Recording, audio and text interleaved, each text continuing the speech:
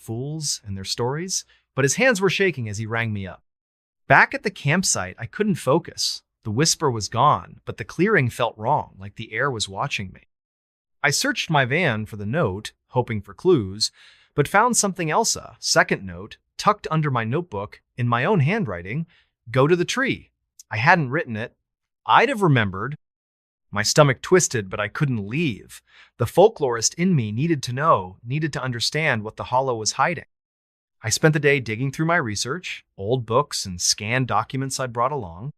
Duskwood's history was sparse, but there were whispers of a settlement in the 1800s, a group of families who'd built homes in the hollow and vanished by 1850. The locals blamed disease, but the stories were stranger people hearing voices, walking into the forest, and never coming back. The tree in the clearing was mentioned once, in a journal fragment from a preacher named Elias Ward. The hollow speaks through the tree. It chooses its voices, and they sing forever. The spiral symbol was there too, sketched in the margin, labeled the mark of the listener. That night, the whisper came again, sharper, more insistent, at exactly 3:13 a.m. I woke with a start, my tent zipper undone, the flap flapping in a breeze that wasn't there. The whisper was louder, a chorus now, voices overlapping, some soft, some angry, all calling my name. I grabbed my flashlight and stepped outside, the air cold and heavy, smelling of rot and iron. The tree was glowing faintly, its spiral carving pulsing like a heartbeat. I approached, my boots sinking deeper, the ground almost sucking at my feet. The stones around the tree were different now, rearranged, their surfaces scratched with more spirals, some fresh, some old and weathered. I heard footsteps behind me, soft but deliberate. I spun, the flashlight beam sweeping the clearing. Nothing, just fog and shadows. But the whispers grew louder, and now I could make out words. Harper, join, see. My head throbbed, my vision blurring, like the sound was inside me, tugging at my thoughts.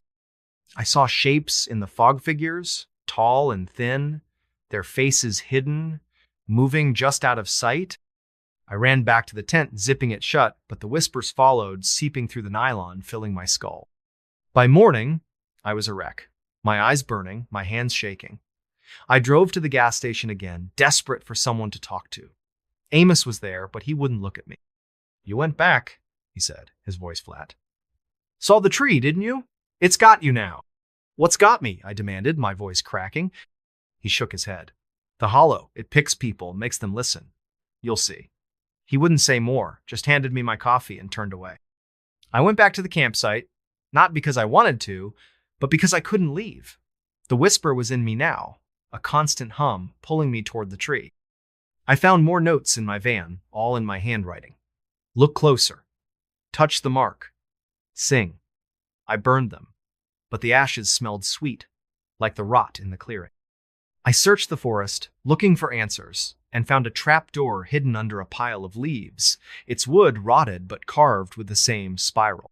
It led to a tunnel, narrow and damp, the air thick with that iron rot smell.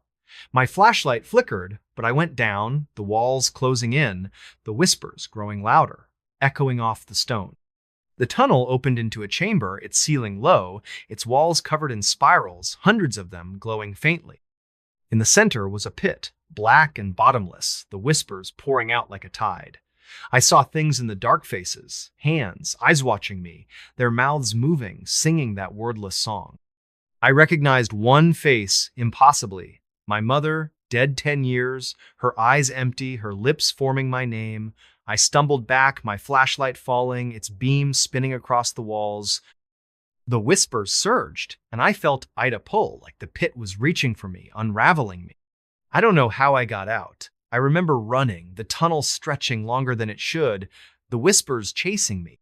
I made it to the van, drove until the gas light blinked, and didn't stop until I was in Little Rock. I'm in a motel now, the city's noise a faint shield against the hum. But it's still there. In my head, in my dreams, calling me back to the hollow. I find spirals everywhere on my door, my notebooks, my skin, etched so lightly they bleed before I notice. Last night, I found a stone in my pocket, smooth and cold, carved with that jagged spiral. The tree is waiting. I see it when I close my eyes, its branches reaching, its roots curling through my thoughts. I don't know what the hollow is or what it wants, but it knows me. If you're ever in Duskwood, if you hear a whisper that isn't the wind, don't go to the clearing. Don't touch the tree, because once it chooses you, it never lets go. The Villa at Red Pines. The light flickered at exactly 2:47 a.m. Not a power surge, not a loose bulb, but a single, deliberate pulse that made the shadows in the villa twist like living things. I'm Quinn Adler, a travel writer burned out from city life, chasing solitude in Red Pines, a nowhere town in northern Idaho where the forest swallowed the horizon. I'd rented the villa, sprawling century-old house on the edge of town, because it was cheap and promised quiet. The listing called it historic charm, but didn't mention the light in the upstairs window, the one that flickered every night, or the Polaroid I found under the floorboards my first day there, showing a man standing in that same window, his face blurred with the words "Don't look back" scrawled on the back in red ink. That flicker, that photo-a, was the hook that pulled me into something I still can't explain. Red Pines was barely a town. A gas station, a diner with cracked vinyl booths, and a handful of houses clinging to the edge of a forest so dense it seemed to breathe. The villa stood alone, a mile from the nearest neighbor, its stone walls weathered to a dull gray, its windows dark except for that one upstairs, always glowing faintly, even when the power was off. The air around it smelled of pine and something metallic, like blood left to dry. I'd arrived on a chilly October afternoon, the sky heavy with clouds, the wind carrying a faint hum, like a radio tuned to static. The realtor, a nervous woman named Lila, handed me the keys and muttered, "Don't mess with the upstairs. It's particular." I thought she meant the plumbing. Inside, the villa was a time capsule creaking hardwood floors, faded wallpaper with floral patterns curling at the edges, and furniture that smelled of dust and old secrets.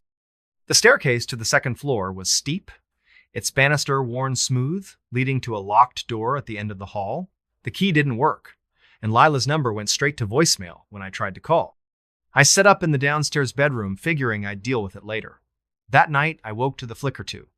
47 a.m., the light in the upstairs window pulsing once, then going dark. I checked the breaker, thinking it was a fault, but everything was fine. That's when I found the Polaroid, slipped under a loose floorboard in the living room, the man's blurred face staring out, his hand pressed against the glass. I didn't sleep after that. The house felt alive, the silence too heavy, broken only by the occasional creak of the walls, like footsteps pacing above me. My skin prickled, my mind replaying the Polaroid's warning, "Don't look back." I tried to work, typing up notes for my next article, but my eyes kept drifting to the staircase, to the locked door I hadn't seen yet. The metallic smell was stronger now, seeping from the walls, mixing with the musty scent of old wood. I told myself it was just the house, just my imagination, but the flicker came again the next night. 2:47 a.m. And this time, I heard something a whisper, faint and garbled, like a voice trapped in static, coming from upstairs. "Quinn, see?" I went to the diner the next morning, needing coffee and answers. The waitress, an older woman named Dot, with eyes that didn't blink enough, poured me a cup and leaned in when I mentioned the villa. "You're staying at the old Hartwell place?" she said, her voice low. "Heard anything yet?" "Just the wind," I lied, my hands tightening around the mug. She didn't buy it. That house don't like guests. Last folks who stayed there, a couple from Boise, left after a week. Said the lights kept talking. She wouldn't say more, just shuffled off, muttering about bad ground. I asked around, but the locals were cagey. Their answers, vague stories of the Hartwell family, who'd built the villa in the 1890s and vanished by 1910, of lights that flickered without power, of whispers no one could trace. One man, an old-timer named Cal, grabbed my arm as I left. "Don't look behind you," he said, his breath sour with whiskey. "Not when the light goes on." Back at the villa, I couldn't focus. The whisper was louder now, even in daylight, weaving through the hum of the forest outside. I searched the house, looking for clues, and found a trapdoor in the pantry. Its hinges rusted, its wood carved with a spiral symbol jagged, like a scar. I pried it open, the air below cold and damp, smelling of iron and decay. My flashlight revealed a narrow staircase descending into darkness. I didn't go down, not then, but I couldn't shake the feeling that something was waiting, listening. That night, the flicker came again, 2:47 a.m., but this time the whisper was clearer, my name sharp and insistent. Quinn, come. I climbed the stairs, my heart pounding, the key suddenly working in the locked door. The upstairs hall was long, its wallpaper peeling, the air thick with that metallic smell. At the end was a room, its door ajar, the flickering light spilling out. Inside was a single window, the one I'd seen from below, its glass smeared with something dark, like blood wiped away. On the floor was another Polaroid, showing me standing in that room, my face blank, my eyes too dark. I hadn't taken it, I hadn't been here before. I ran downstairs, locked the door, and shoved the chair against it. The whisper followed, louder now, a chorus of voices, some soft, some angry, all calling my name. I called Lila, but her voicemail was different now, just static, and a faint whisper, my name over and over. I tried to leave, but my car wouldn't start, the engine dead, the dashboard flickering like the light upstairs. The house creaked, the shadows moving, and I found more Polaroids under the couch, in my bag, on the kitchen counterall, showing me in that room, my face wrong, my hands pressed against the window.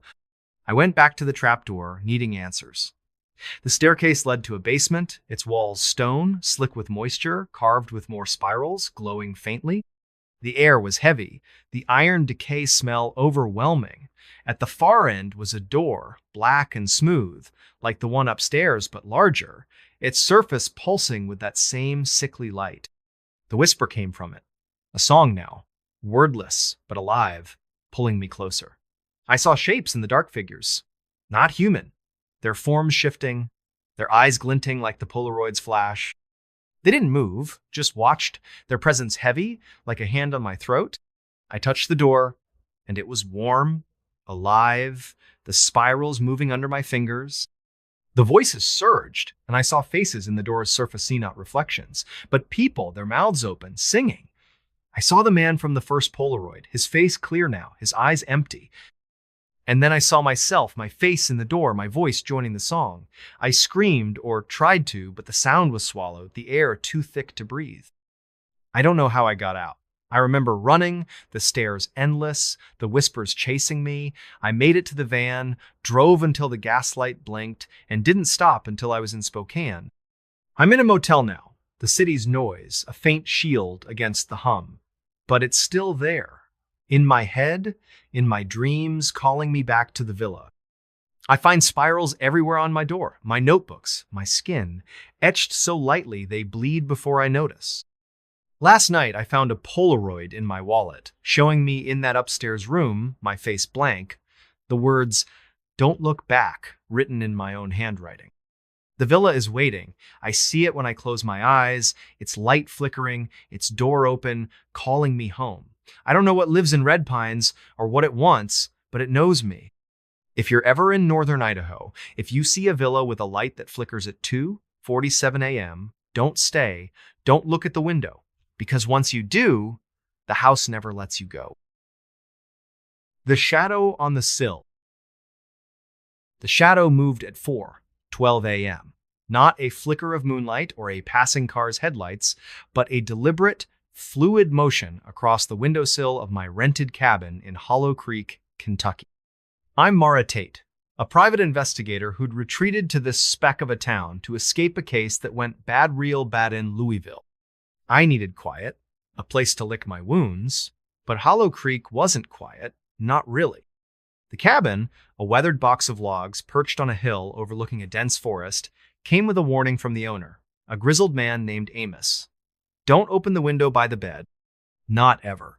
I thought he was joking, or maybe just superstitious, until I saw that shadow and found the note slipped under my door the next morning.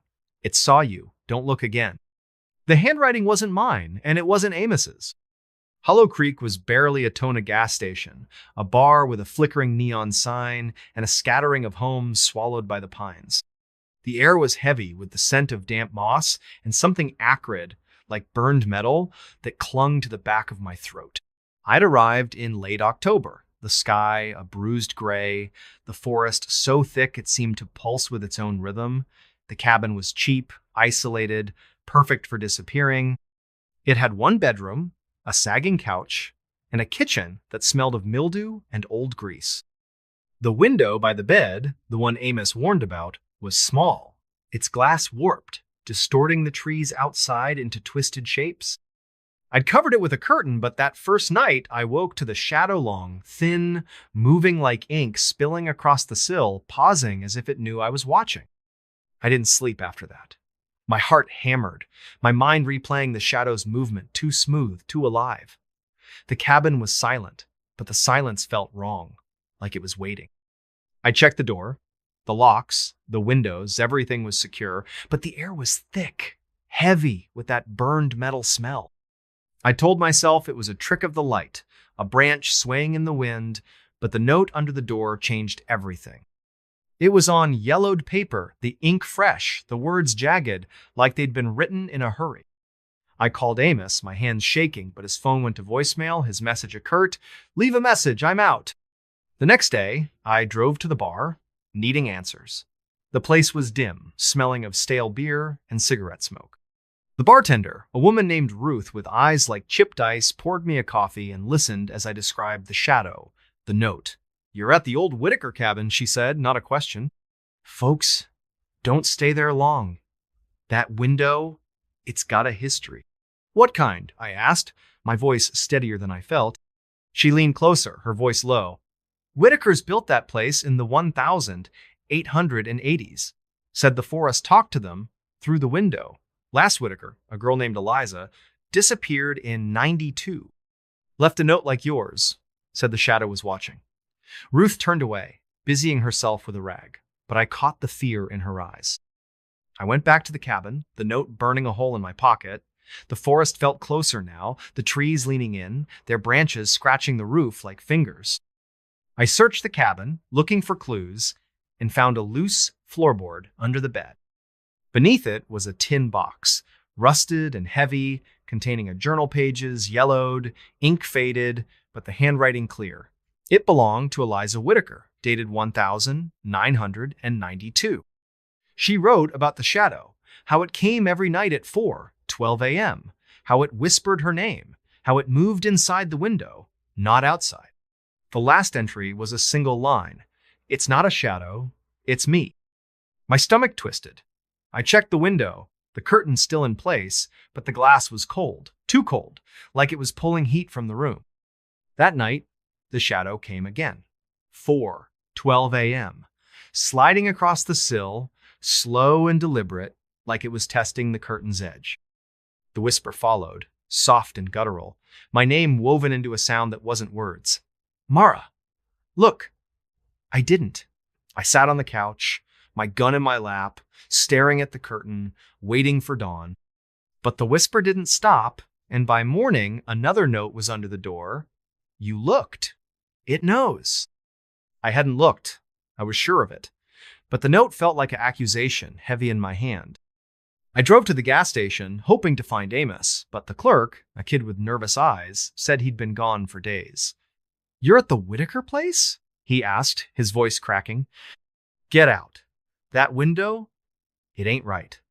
He wouldn't say more, just handed me my change and turned away. Back at the cabin, I couldn't think straight. The whisper was louder now, even in daylight, a hum that vibrated in my bones. I found more notes under my pillow, in my bag, tucked inside the journal, all in that same jagged handwriting, all saying the same thing. "Look." I burned them, but the ashes smelled wrong, sweet and metallic, like the forest itself. I searched the cabin again, finding scratches on the walls, the floor, the window frame thin, precise, forming a spiral pattern that matched one in Eliza's journal, labeled "The Mark of the Watcher." I called a friend, Lena, a retired cop in Louisville, and sent her photos of the notes, the journal, the scratches. She called back, her voice tight. Mara, that symbolite's old, tied to stories about the forest. The Whitakers thought it was a door, not to a place, but to something. Get out of there! Now. I wanted to, but the whisper was in my head, a constant pull, urging me to the window. I covered it with a blanket, nailed it shut, but the shadow came anyway. 4:12 a.m. Moving through the blanket, its form sharper now, like a silhouette of me, but wrong too tall, too thin, its head tilted at an impossible angle. I didn't sleep. I sat by the door, gun in hand, listening as the whisper grew into a chorus, voices overlapping, some soft, some screaming, all saying my name. I found another note, this time inside my coat pocket. You're already here. My handwriting, but not mine. I tore it up, my hands shaking, and decided to leave. I packed my bag, grabbed my keys, but the car wouldn't start, the engine dead, the dashboard flickering like the shadow on the sill. Desperate, I pried open the window frame, needing to know. The glass was smooth, but the wood was warm, pulsing, the spiral scratches glowing faintly. The shadow was there, inside the glass, not outside. Its form shifting, my face staring back, but not my face me. Eyes were empty, my mouth open, whispering. I smashed the window, the glass shattering, but the shadow didn't move. It reached out, its fingers brushing the air, and I felt Ida tug, like something pulling at my core, unraveling me. I ran, leaving everything, my bag, my gun, my sanity. The forest was a blur, the trees closing in, their branches snagging my clothes. I made it to the gas station, hitchhiked to Lexington, and didn't stop until I was in a motel. The city's noise, a faint shield against the whisper. But it's still there. In my head, in my dreams, calling me back to the cabin. I find spirals everywhere on my door, my skin, my mirror, etched so lightly they bleed before I notice. Last night, I found a note in my wallet, in my handwriting. Look behind you. I don't look. I can't. But the shadow is there, in every reflection, every dark corner, waiting. I see it when I close my eyes. Its form sharper, my face clearer, whispering my name. I don't know what lives in Hollow Creek, or what it wants, but it knows me. If you're ever in Kentucky, if you see a cabin with a window that doesn't look right, don't stay. Don't look at the sill. Because once the shadow sees you, it never lets you go. The last guest at the Starlight Motel. The neon sign flickered like a dying heartbeat, casting a sickly pink glow over the cracked asphalt of the Starlight Motel's parking lot. I found the place by accident, or so I thought, when my car broke down on a lonely stretch of Route 17 in rural Nevada. My name's Nora Quinn, a freelance journalist chasing a story about forgotten towns in the Mojave Desert. It was October, the air sharp with the scent of sagebrush and dust, and I was stranded, my old Honda Civic coughing its last breath 10 miles from anywhere. The motel was the only sign of life, a squat, U-shaped building with peeling paint and a half-lit sign that read, Starlight Motel, Vacancy. Below it, in smaller letters, someone had scrawled in marker, last room left. I grabbed my backpack and trudged toward the office, the gravel crunching under my boots. The silence was oppressive, broken only by the faint buzz of the neon and a distant coyote's howl. The office door creaked as I pushed it open, releasing a musty smell of stale coffee and cigarette smoke. A bell above the door jingled, too loud in the quiet. Behind the counter sat a man, gaunt and pale, his eyes sunken like he hadn't slept in years. His name tag read, Cliff. He didn't look up from the crossword puzzle he was scribbling in, but his voice was low, raspy. Last room's yours, number 13, keys on the hook. I glanced at the wall behind him, where a single key dangled from a rusted hook, the tag marked 13 in faded red ink. You don't need my name or anything? I asked, fishing for my wallet. He shook his head, still not looking up. Don't need it. Just sign the book. He slid a leather-bound ledger across the counter, its pages yellowed and curling. I scrawled my name, noticing the last entry was dated 3 months ago. John Doe, room 13. The handwriting was shaky, the ink smudged like it had been written in a hurry. I handed over a 20, but Cliff waved it away. First night's free, you'll need it. The words hung in the air, heavy with meaning I couldn't grasp. I took the key, its metal cold against my palm, and headed to room 13. The motel was eerily quiet. The other rooms dark. their curtains drawn tight. My room was at the far end of the U, its door slightly ajar, as if someone had just left. The air inside was damp, smelling of mildew and something metallic, like old pennies.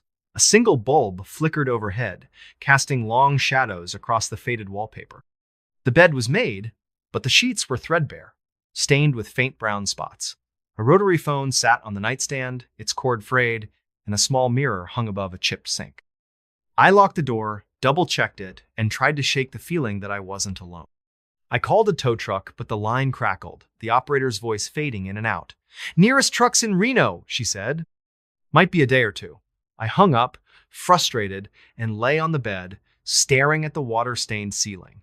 That's when I heard a faint tapping, like fingers drumming on glass. It came from the window, but when I pulled the curtain back, there was nothing, just the empty parking lot and the neon signs flicker. The tapping stopped, then started again, this time from the mirror. I froze, my reflection staring back, but it felt wrong, like the face wasn't quite mine. My eyes looked too wide, my skin too pale. I covered the mirror with a towel, telling myself it was just exhaustion. Sleep didn't come easy. The tapping continued, irregular but persistent, now joined by a low hum, like a refrigerator running in another room. I pulled the pillow over my head, but the sound burrowed into my skull, vibrating in my teeth. Around midnight, the phone rang, a shrill, jarring sound that made me bolt upright. I hesitated, then picked it up. Static crackled, thick and heavy, but beneath it, I heard a voice as soft, almost a whisper, saying my name, Nora, stay. I slammed the receiver down, my heart pounding. The hum stopped, but the silence was worse, thick and suffocating, like the room was holding its breath. The next morning, I went back to the office, determined to get answers. Cliff was there, still hunched over his crossword as if he hadn't moved. "Who else is staying here?" I asked, trying to keep my voice steady. "I heard noises last night." He didn't look up. "Just you. Last guest checked out months ago." "But the ledger?" "Folks come and go," he said, his pencil scratching the paper. "Room 13 special, always the last one taken." I pressed him, but he wouldn't say more. Just pointed me to a diner across the road for breakfast. The diner was a relic, its chrome stools rusted, its formica counters chipped. The waitress, a woman with gray hair and a permanent frown, poured me coffee that tasted like tar. I asked about the motel, hoping for some local gossip. Her eyes narrowed. "Starlight? You're staying there?" She leaned in, her voice low. "Get out before dark. That place, it don't let go of everyone." She wouldn't elaborate, just shuffled away, muttering about bad ground. I left a tip and headed back, my unease growing. The motel felt different in daylight, the shadows sharper, the air heavier. I decided to poke around, see if I could find anything about room 13 or the strange noises. The other rooms were locked, their windows boarded or covered with grime. But behind the motel, hidden by overgrown sagebrush, I found a storm cellar, its doors padlocked but rusted through. I pried them open with a crowbar from my car, the hinges screaming in protest. The cellar was dark, the air thick with the smell of wet earth and decay. My flashlight revealed shelves lined with jars, their contents murky, floating in cloudy liquid. Old furniture was stacked against the wall shares, a dresser, a cracked mirror like the one in my room. In the corner, under a tarp, was a box of papers. Receipts, maintenance logs, and a guest ledger, different from the one in the office. Its pages were filled with names, all for room 13, dating back decades. Each entry had a note beside it. Didn't leave, gone by morning, heard the song. My name was there too, in my own handwriting, dated yesterday. But I hadn't written in this ledger. I'd signed the one in the office. My hands shook as I stuffed the ledger into my backpack. I needed to get out, tow truck or not. But as I climbed out of the cellar, I heard it again, the tapping, louder now, coming from the direction of my room. I ran back, my boots slipping on the gravel, and found the door to room 13 wide open. Inside, the mirror was uncovered, the towel neatly folded on the bed. My reflection stared back, but it wasn't right. My eyes were wrong, too dark, and my mouth was moving, humming a tune I didn't know. I grabbed my bag and bolted for the car, but the key wouldn't turn. The engine sputtered, then died, the dashboard lights flickering like the neon sign. The tapping was everywhere now, on the windows, the roof, the hood, a relentless rhythm that matched the hum in my head. I stumbled out, the desert air cold against my skin, and ran toward the highway, hoping to flag down a car. But the road was empty. The horizon swallowed by a creeping fog that hadn't been there an hour ago. I don't know how long I walked, but the motel kept appearing, no matter which direction I went. The neon sign glowed brighter, the words, "Last room left," pulsing like a lure. I tried to call for help, but my phone was dead. Its screen cracked, showing a photo I hadn't taken. Me standing in room 13, my face blank, my hands pressed against the mirror. Desperate, I went back to the office. Cliff was gone, the crossword abandoned, half finished. The ledger was open, my name now circled in red ink with a new note, singing. I tore through the office, looking for anything, a phone, a map, a way out. In a drawer, I found a Polaroid, faded but clear. A woman in room 13, her face pale, her eyes empty, standing in front of the mirror. On the back, in the same shaky handwriting as the ledger, "She stayed too long." The hum was louder now, a song without words, pulling me back to room 13. I fought it, my nails digging into my palms, but my feet moved anyway, step by step, until I was standing in the room again. The mirror was waiting, its surface rippling like water. My reflection smiled, but I wasn't smiling. It raised a hand, beckoning, and I felt a tug, not just in my mind, but in my chest, like something was unraveling inside me. I don't know how I broke free. I remember screaming, smashing the mirror with the phone, glass shattering across the floor.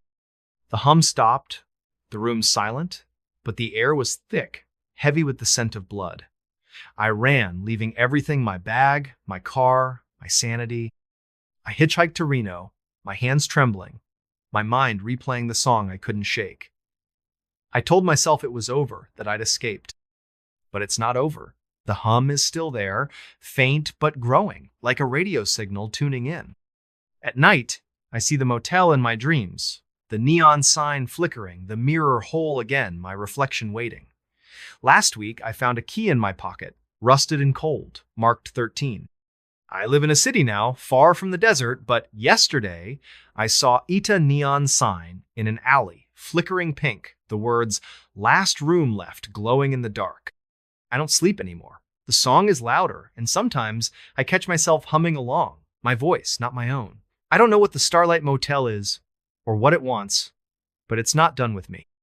If you're ever on Route 17, if you see a neon sign in the desert, keep driving. Don't stop. Don't take the key, because once you check into room 13, you never check out. The Hollow Choir. The rain came down in sheets, a relentless gray curtain that blurred the world beyond the windshield. I was driving home from a weekend in Portland, my headlights cutting weak beams through the storm as I navigated the winding backroads of Southern Oregon. The radio had long since fizzled into static, leaving only the rhythmic thump of wipers and the hiss of tires on wet asphalt. I was tired, bone tired after a fight with my girlfriend that had left me raw and restless. Maybe that's why I didn't notice the sign at first. It was small, rusted, leaning crookedly at the edge of the road like it had been forgotten for decades. Hollow Creek, 3 miles. I frowned, squinting through the rain. I'd driven this route 100 times, and I'd never seen a turnoff for any place called Hollow Creek.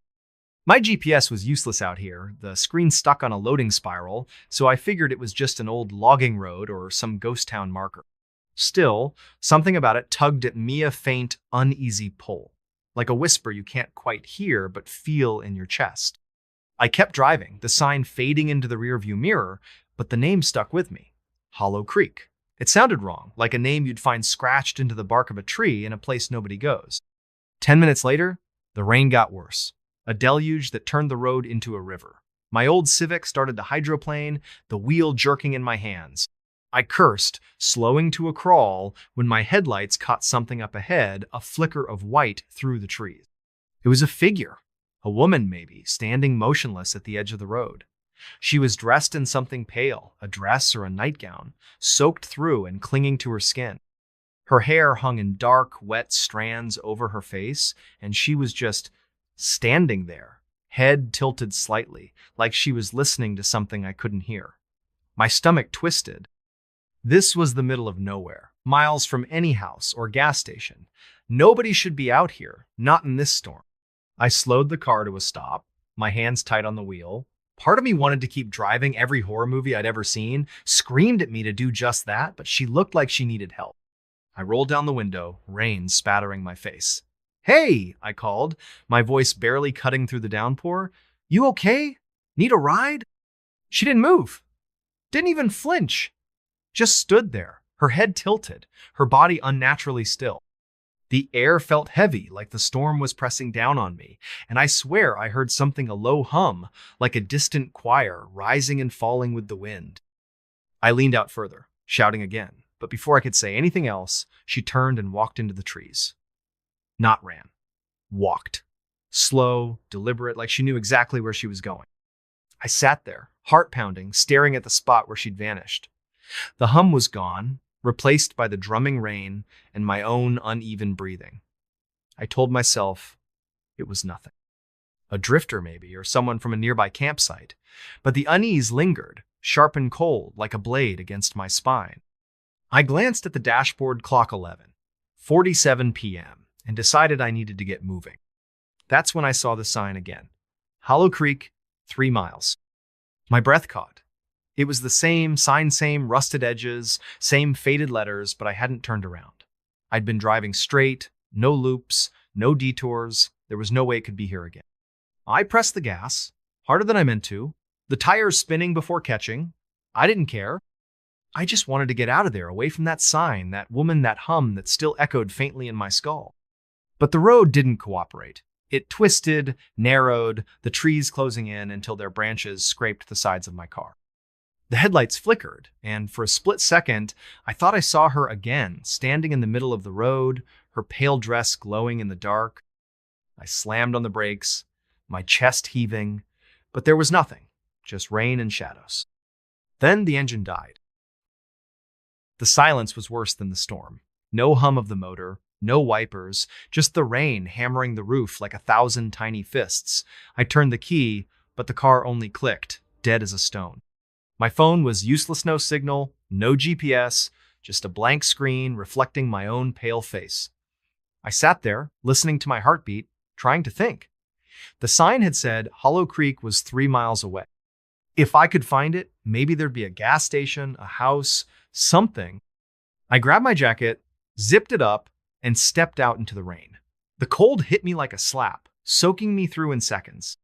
The road was a muddy ribbon, flanked by dense forest that seemed to swallow the light from my flashlight. I started walking, the beam shaking in my hand, catching glimpses of twisted branches and glistening leaves. Every step felt wrong, like I was trespassing in a place that didn't want me. The air smelled of wet earth and something else, something sharp, like ozone or burnt metal. After what felt like an hour, I saw lights ahead. Not headlights, but a faint, flickering glow, like candles in a window. As I got closer, I realized it was a town, or what was left of one. A cluster of buildings, half collapsed, their wooden facades rotting and streaked with moss. A faded sign read, "Welcome to Hollow Creek Est, 1883. The letters were barely legible, eaten away by time and weather. The street was empty, the buildings dark, except for that flickering light coming from what looked like a church at the far end. Its steeple leaned crookedly, like it might topple at any moment, but the windows glowed with a soft amber warmth. I don't know why I went toward it. Maybe it was the cold, or the hope of finding someone who could help. Maybe it was something else, something I couldn't name, pulling me like a hook in my chest. The church door was ajar, creaking softly in the wind. I pushed it open, the hinges groaning, and stepped inside. The air was thick with the smell of damp wood and something sweeter, like rotting fruit. Rows of pews stretched toward a cracked altar, where a dozen candles burned in a haphazard circle. Their flames didn't flicker, didn't waver, just burned steady and bright, casting long shadows that seemed to move on their own. And then I heard it again, the hum, louder now, rising and falling like a choir, singing in a language I couldn't understand. It wasn't coming from the altar or the pews. It was coming from the walls, the floor, the air itself. My skin prickled, every nerve screaming at me to run, but my feet wouldn't move. I was frozen, staring at the shadows, on the wall shadows that weren't mine. They were human-shaped, but wrong. Too tall, too thin, their edges blurry like they were drawn in smudged charcoal. They moved when I didn't, sliding along the walls, circling the room. The hum grew louder, more insistent, and I realized it wasn't a choir. It was voices dozens, maybe hundreds overlapping, whispering, chanting. Words I couldn't make out, but they filled me with a dread so deep it felt like my bones were turning to ice. I backed toward the door, my flashlight shaking in my hand, but the shadows followed, their movements jerky and unnatural.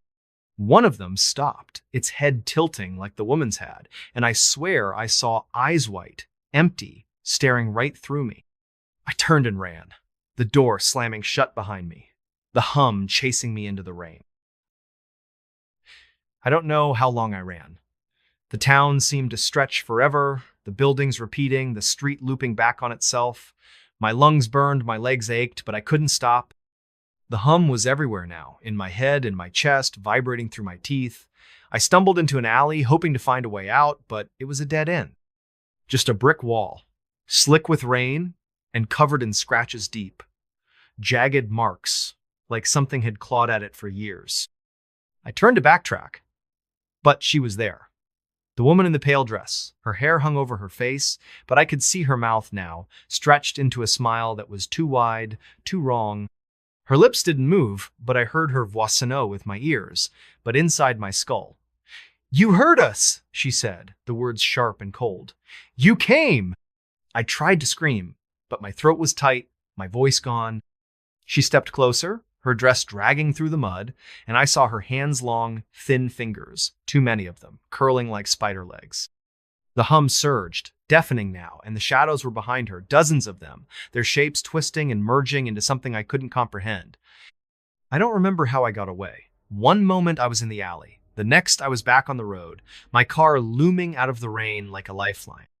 The engine started this time, roaring to life, and I floored it, the tires screaming as I sped away from Hollow Creek. The sign was gone when I looked back. No town, no church, just trees and rain and darkness. It's been 3 weeks since that night. I'm back in my apartment, but I haven't slept more than an hour at a time. The hum is still with me. It's faint, like a radio left on in another room, but it's there, always there. Sometimes I wake up and find scratches on my arms, shallow but precise, like someone's trying to write something I can't read.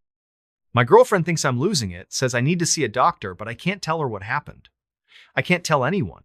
Last night, I found an old map in a thrift store, tattered and yellowed, dated 1890.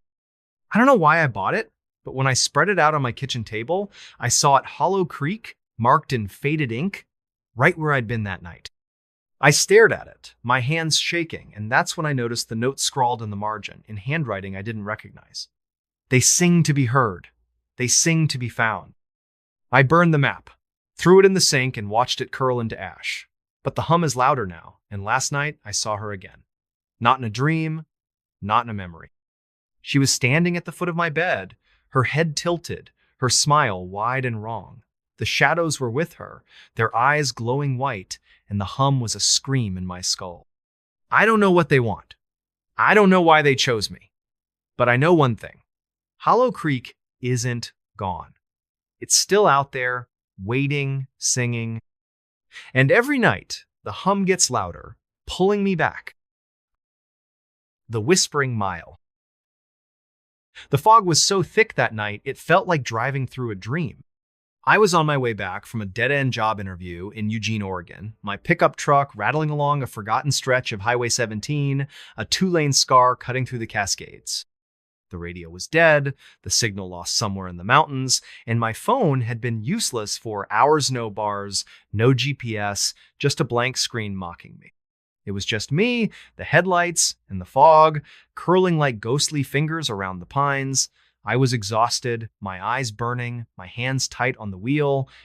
That's when I saw Eat a Mile marker, rusted and crooked, glowing faintly in my high beams. Mile 13. I frowned.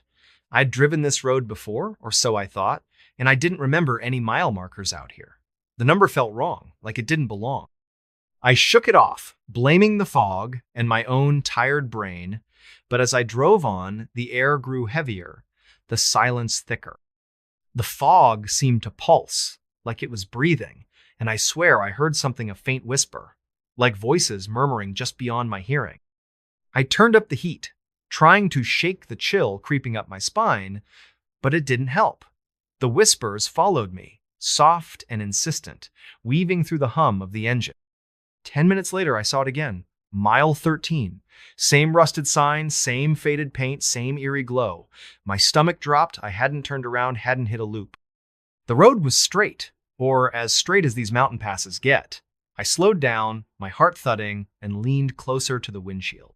The fog parted just enough to show the sign's edges, jagged and warped, like something had tried to claw it out of the ground. The whispers grew louder, not words, but a cadence, a rhythm that made my teeth ache. I floored the gas, the truck lurching forward, desperate to leave that sign behind. But the road seemed to fight me, twisting tighter, the pines closing in until their branches scraped the truck's sides like nails on a chalkboard. The headlights flickered, and for a split second, I saw something in the foga shape, tall and thin, standing just off the road. It wasn't human, not quite. Its limbs were too long, its head too small, and it moved wrong, like a puppet with half its strings cut. I blinked, and it was gone. But the whispers surged, filling the cab with a sound that wasn't sound, a pressure that squeezed my skull. Then the engine sputtered and died. The silence was a physical thing, heavy and suffocating, broken only by the soft patter of fog against the windshield. I turned the key, but the truck only clicked, lifeless.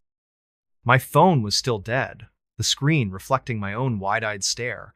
The whispers were clearer now, not voices, but a chorus of sound hisses, clicks, low moans that seemed to come from the fog itself.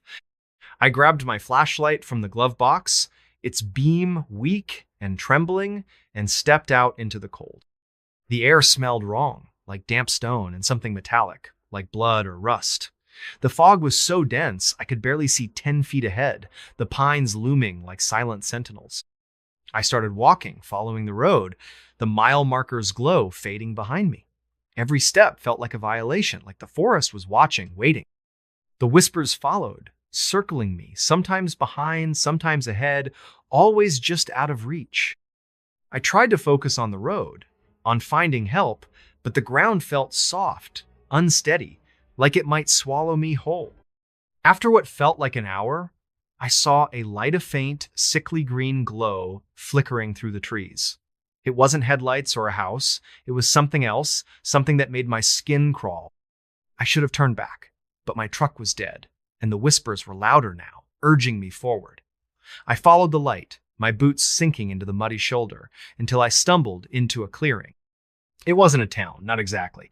It was a cluster of structure shuts, maybe, or shacks built from wood and stone, their surfaces slick with moss and something darker, like oil. They were arranged in a circle around a pit, deep and black, the green glow pulsing from its depths. The air here was thick, heavy, with the smell of decay and that same metallic tang.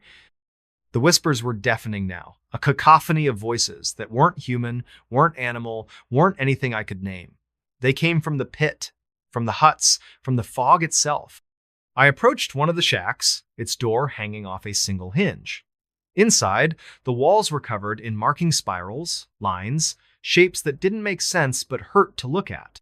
There were objects scattered on the floor, a broken watch, a child's shoe, a cracked phone, all coated in a thin layer of dust and something sticky. My flashlight caught a mirror in the corner, its surface warped and cloudy. I looked into it, and for a moment, I didn't see myself.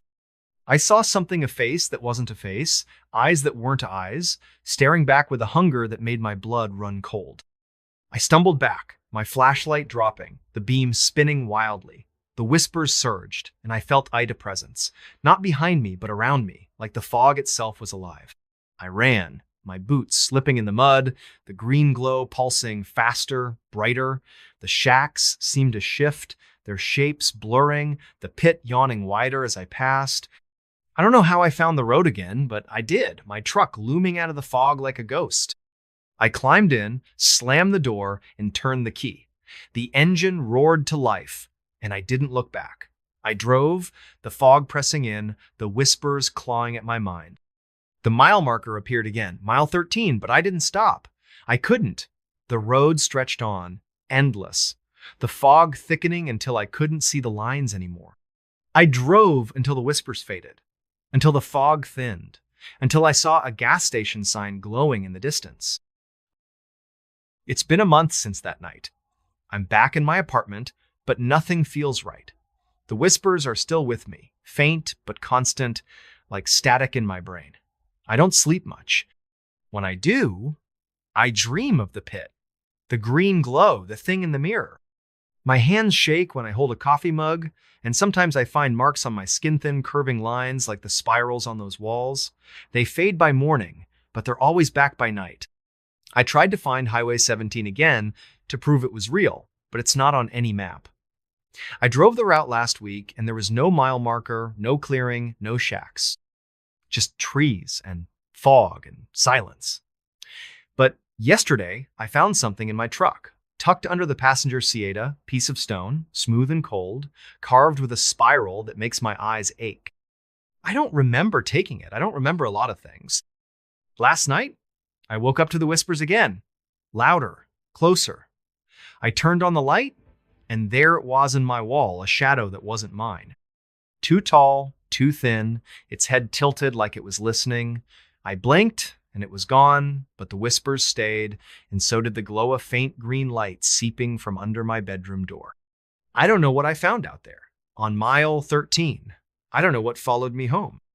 But the whispers are growing louder, and every night they call me back to the fog, to the pit, to the thing that isn't a thing. And I'm starting to think it's not a question of if I'll go back, but when. The Whispering Pines. I don't know why I kept the old cassette tape. It was just sitting there in a cardboard box labeled Dad's Junk when I cleaned out his attic after he passed. Most of it was worthless rusted tools, faded Polaroids, a couple of fishing lures tangled in twine. But that tape, labeled Pine Hollow, 1993 in his shaky handwriting, felt different. Heavy, somehow. I should have tossed it. I wish I had. My name's Caleb, and I'm not the kind of guy who believes in ghost stories. I'm a mechanic, 34 years old, living in a one-bedroom apartment in Boise, Idaho. I fix engines, drink cheap beer, and mind my own business. But that tape, it's why I'm telling you this now, with my hands shaking and the lights on at 2 a.m. Because what I heard on it, what I found changed everything. It started last fall when I drove up to Pine Hollow, a speck of a town in northern Idaho, to settle my dad's estate. He'd lived there his whole life, a quiet man who kept to himself after Mom left when I was a kid. Pine Hollow's the kind of place you'd miss if you blinked population 412, one gas station, one diner, and a whole lot of nothing else. The town's nestled in a valley surrounded by dense pine forests, the kind that seem to swallow sound and light. The air always smells like sap and damp earth, and the wind carries this low, eerie whistle when it cuts through the trees. Dad's house was a sagging two-story on the edge of town, backed right up against the woods. The attic was a mess, and I spent days sorting through his stuff. That's when I found the tape tucked inside a metal fishing tackle box. No player, just the cassette, its plastic case cracked but intact. I figured it was one of Dad's old fishing trip recordings she used to narrate his outings like some wannabe nature documentarian. But the label, Pine Hollow 1993, bugged me. That was the year I turned 2, the year Mom left, the year Dad stopped talking about the woods. I didn't have a cassette player, so I drove to the only electronics store in a 50-mile radius, a pawn shop in Coeur d'Alene. The guy behind the counter, a wiry dude with a neck tattoo, sold me a dusty Walkman for $10. That night, back at Dad's house, I sat at the kitchen table, the tape in hand, hesitating. The house was too quiet, the kind of quiet that makes you hear your own heartbeat. Outside, the pines swayed in the wind, their branches scratching the roof like fingers on a chalkboard. I popped the tape in and pressed play. Static hissed through the headphones, loud enough to make me wince. Then Dad's voice came through, low and unsteady, not the warm baritone I remembered from childhood. October 12, 1993. This is John Tanner. If you're listening to this, something's gone wrong. I'm in the woods behind Pine Hollow, near the old logging trail. I don't know what's out here, but it's not right. A pause. Wind howled through the recording, sharp and biting. Then a low, guttural hum, like a distant machine, but softer, almost alive. My skin prickled. It started 3 nights ago. I saw something out here, in the trees. Eyes, maybe. Too big to be a bear, too still to be human. I thought it was nothing, just my head playing tricks. But it's been following me. Watching. Last night, it got closer. I heard it whispering my name. The tape cut out for a second, then snapped back. Dad's voice was quieter now, like he was crouching, hiding. I'm leaving this here in case I don't make it back. If you find this, don't come looking for me. Don't go into the pines. The recording ended with a sharp click. I sat there, frozen, the Walkman still buzzing faintly in my ears. The kitchen felt colder, the shadows deeper. I glanced out the window, half expecting to see something staring back from the tree line. Nothing but darkness and the faint sway of branches. I didn't sleep that night. I kept the lights on, the tape on the table like some cursed artifact. Part of me wanted to burn it, to pretend I'd never heard it. But another part, the part that remembered Dad's haunted eyes when he'd talk about the woods, needed to know more. The next morning, I drove to Pine Hollow's diner, a greasy spoon called Mabel's. The place smelled like burnt coffee and bacon, and the vinyl booths were cracked from years of use. I figured if anyone knew about weird stuff in town, it'd be the locals. I sat at the counter, nursing a coffee, and struck up a conversation with the waitress, a woman in her 60s named Dot. She had a smoker's rasp and a no-nonsense stare.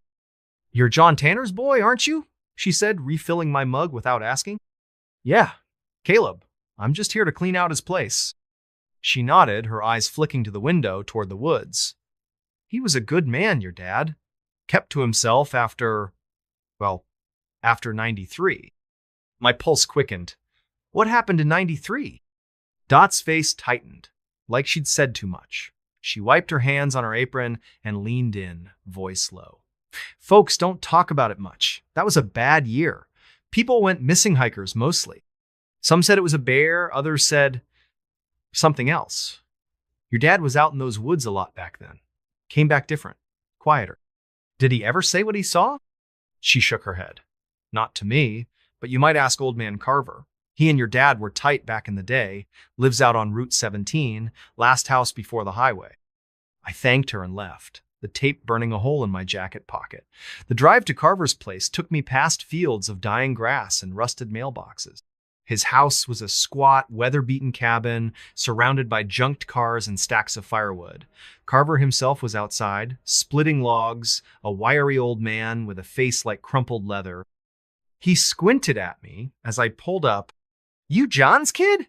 he called, not breaking his swing. "Yeah, Caleb. Can we talk?" He set the axe down and gestured to a pair of lawn chairs by the porch.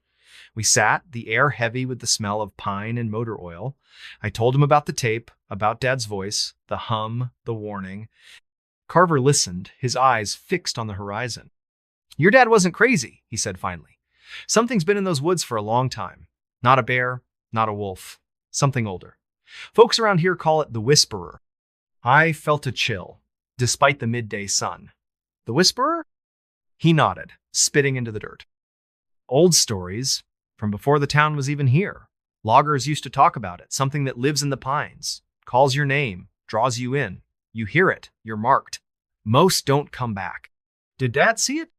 Carver's eyes darkened. He saw something. 93 was when it got bad. 5 people went missing that fall. Hikers, couple of kids, no bodies, no tracks. Just gone. Your dad went out looking for one of them, a girl named Sarah Mills. He came back, spooked, wouldn't talk about it, stopped going into the woods after that.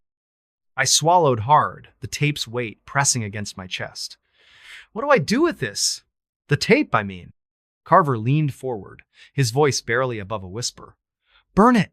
Stay out of the pines. Whatever's out there, don't forget." I didn't burn the tape. I couldn't. It was like a splinter in my mind, digging deeper every time I thought about it. That night, I sat in Dad's living room, the Walkman in my lap, replaying the recording. The hum, the wind, Dad's spirit was all so vivid, like I was there with him. I kept thinking about what Carver said. The Whisperer. It sounded like a campfire story, but Dad's voice, that wasn't a story, that was real. Against every shred of common sense, I decided to go into the woods. I had to know what Dad saw, what scared him so bad he never spoke of it. I waited until dawn, when the light felt safer, and packed a backpack with a flashlight, water, a hunting knife, and the tape. The old logging trail Carver mentioned was still there, a faint dirt path snaking into the forest behind Dad's house. The pines loomed overhead, their branches knitting together to block out the sky. The air was thick with the scent of resin and decay, and every step crunched on a carpet of needles. The trail was overgrown, barely visible in places. I followed it for maybe an hour, my boots sinking into the soft earth, my breath fogging in the chill. The forest was quiet, too quiet. No birds, no squirrels, just the occasional creak of a tree in the wind. I kept my eyes on the ground, looking for anything, a footprint, a broken branch, a sign Dad had been here. Nothing. Then I heard it. A hum, low and steady, like a generator buried underground. My heart stuttered. It was the same sound from the tape, but clearer, closer. I froze, straining to listen. The hum seemed to pulse, rising and falling like a heartbeat. It wasn't coming from any one direction, it was everywhere, vibrating through the trees, the ground, my bones. Caleb. My name, whispered soft as a breeze. I spun around, knife in hand, but there was nothing. Just pines, stretching, endless and dark. My pulse hammered in my ears, and for a second I thought I saw something, a shadow, tall and thin, flickering between the trees. But when I blinked, it was gone. I should have turned back. Every instinct screamed at me to run. But I kept going, deeper into the woods, the hum growing louder, the air heavier. The trail petered out, leaving me in a clearing ringed by ancient pines, their trunks gnarled and twisted like they'd been screaming for centuries. In the center was a pile of stones, moss-covered and uneven, like a makeshift altar. Scratched into one of the stones was a Symbol spiral with jagged lines radiating out, like a sun with broken rays. The hum was deafening now, a low throb that made my teeth ache. I knelt by the stones, my hands shaking as I brushed away the moss. Beneath it, carved into the rock, was a name, Sarah Mills. My stomach dropped. The girl Carver mentioned, the one Dad went looking for. There were other names too, half erased by time. Thomas Reed, 1978. Ellen Carter, 1965. James Holt, 1952. Dozens of them etched into the stones like a memorial, or a warning. Caleb. The whisper came again, closer this time, right behind me. I stumbled back, my knife slipping from my sweaty grip. The air felt wrong, like it was pressing down on me, thick and suffocating. I grabbed my flashlight and swung it around, the beam cutting through the gloom. Nothing, just trees and shadows and that goddamn hum. Then I saw it. At the edge of the clearing, half hidden by a pine, was a figure, tall, impossibly thin, its limbs bent at wrong angles, like a marionette with cut strings. Its face, if it had one, was lost in shadow, but I could feel it watching me, its gaze heavy and cold. My flashlight flickered, the beam stuttering, and in that split second, the figure was gone. I ran. I don't know how long or how far, branches clawing at my face, my breath ragged in my throat.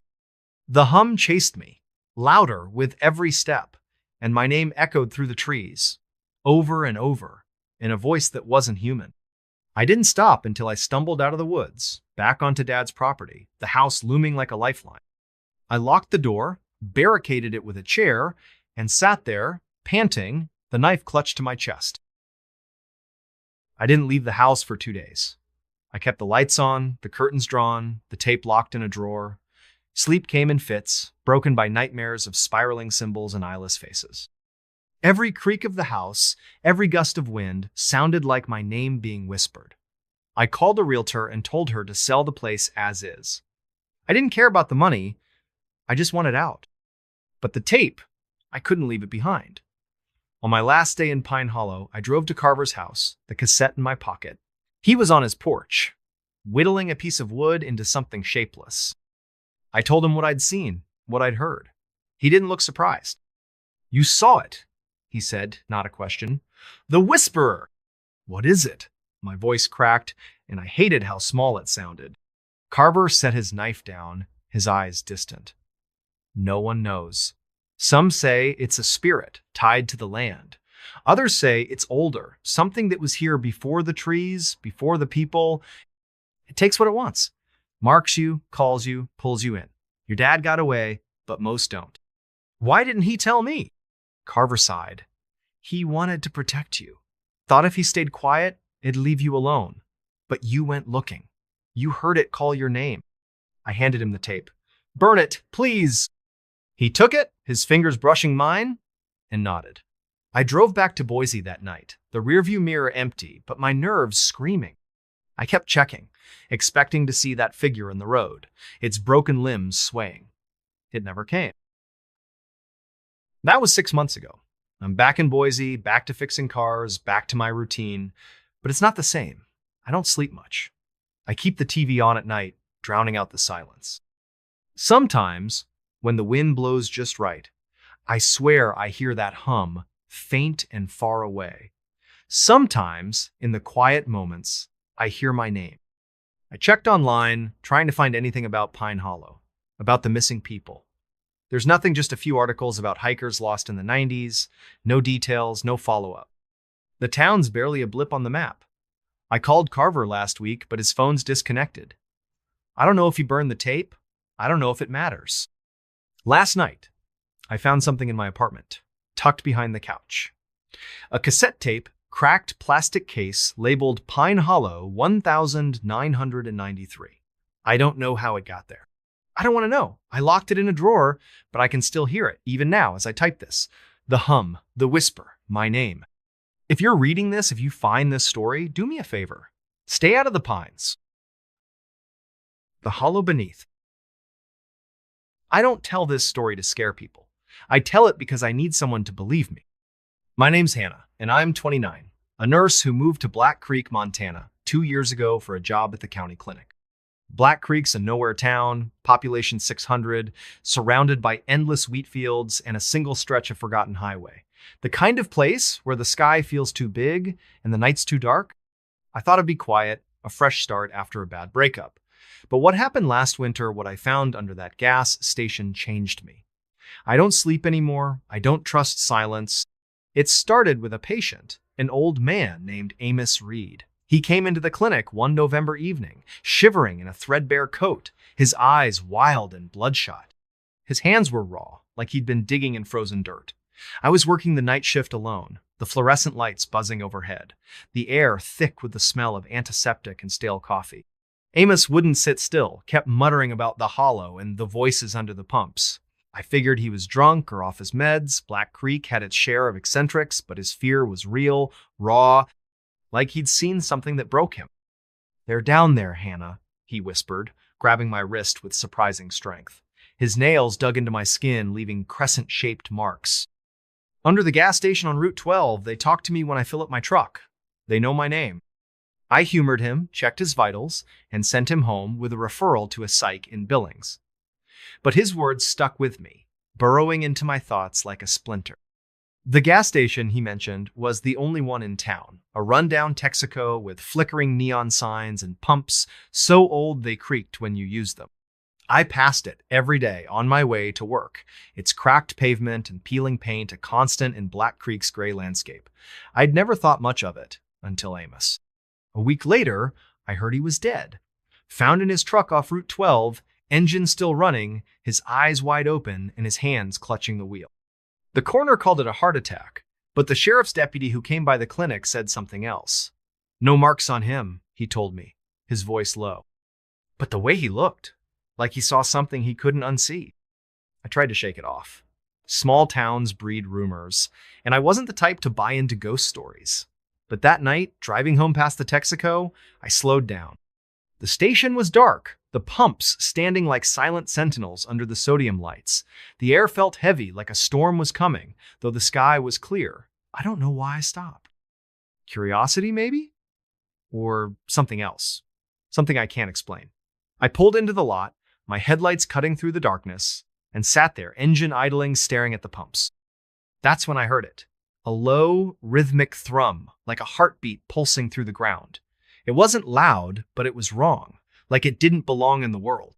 My skin prickled, and for a moment, I thought I saw something move near the pump's shadow. Too tall, too thin, gone when I blinked. I told myself it was the lights playing tricks, but my hands were shaking as I drove away.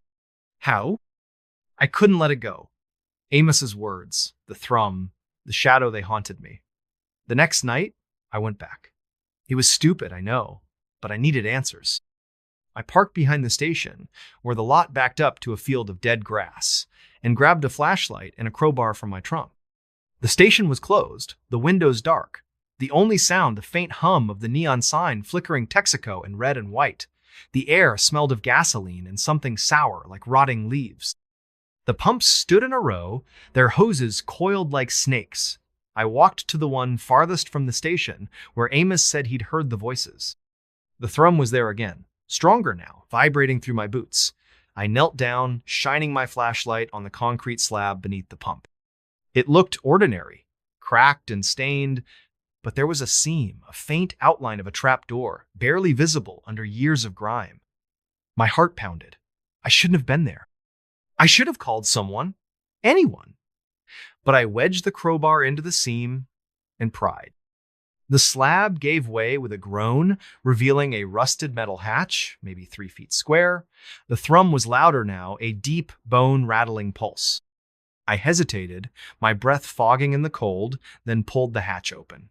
A wave of damp, earthy air hit me, carrying the stench of mildew and something metallic, like old blood.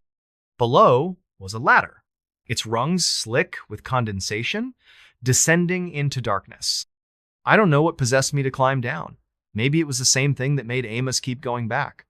The ladder creaked under my weight, and the thrum grew louder, echoing in my chest. My flashlight beam barely cut through the dark, illuminating rough stone walls that glistened with moisture. The air was thick, oppressive, like breathing through a wet cloth. At the bottom, maybe 20 feet down, was a tunnel, narrow and low, carved into the earth. The walls were uneven, etched with strange symbol spirals, jagged lines, shapes that hurt to look at too long. The thrum was deafening now, a living thing that pulsed in time with my heartbeat. I followed the tunnel, my flashlight shaking in my hand, the crowbar heavy in the other. The air grew colder, the smell of blood stronger. The tunnel opened into a chamber, maybe 30 feet across, its ceiling lost in shadow. The floor was dirt, soft and wet, and in the center was a pit, perfectly round, maybe 10 feet wide. The thrum came from there, a deep, unending drone that made my teeth ache. I edged closer, my flashlight beam trembling. The pit was deep, too deep for the light to reach the bottom. But there was something down there movement, faint and fluid, like oil shifting in water. And then I heard it. My name, Hannah. A whisper, soft and dry, like leaves scraping stone. It didn't come from the pit. It came from behind me. I spun around, my flashlight catching nothing but empty air. The chamber felt smaller, the walls closer, like they were breathing. Hannah. The whisper came again, from the left now, then the right, circling me. My pulse roared in my ears, and I backed toward the tunnel, my crowbar raised. The shadows moved, not like a person, not like anything I could name, just shapes, tall and wrong, flickering at the edge of my light. I ran. The tunnel seemed longer going back, the symbols on the walls pulsing in time with the thrum. My flashlight flickered, the beam stuttering, and the whispers followed, my name over and over, in voices that weren't humansome, deep and guttural, others high and sharp, like children but cruel.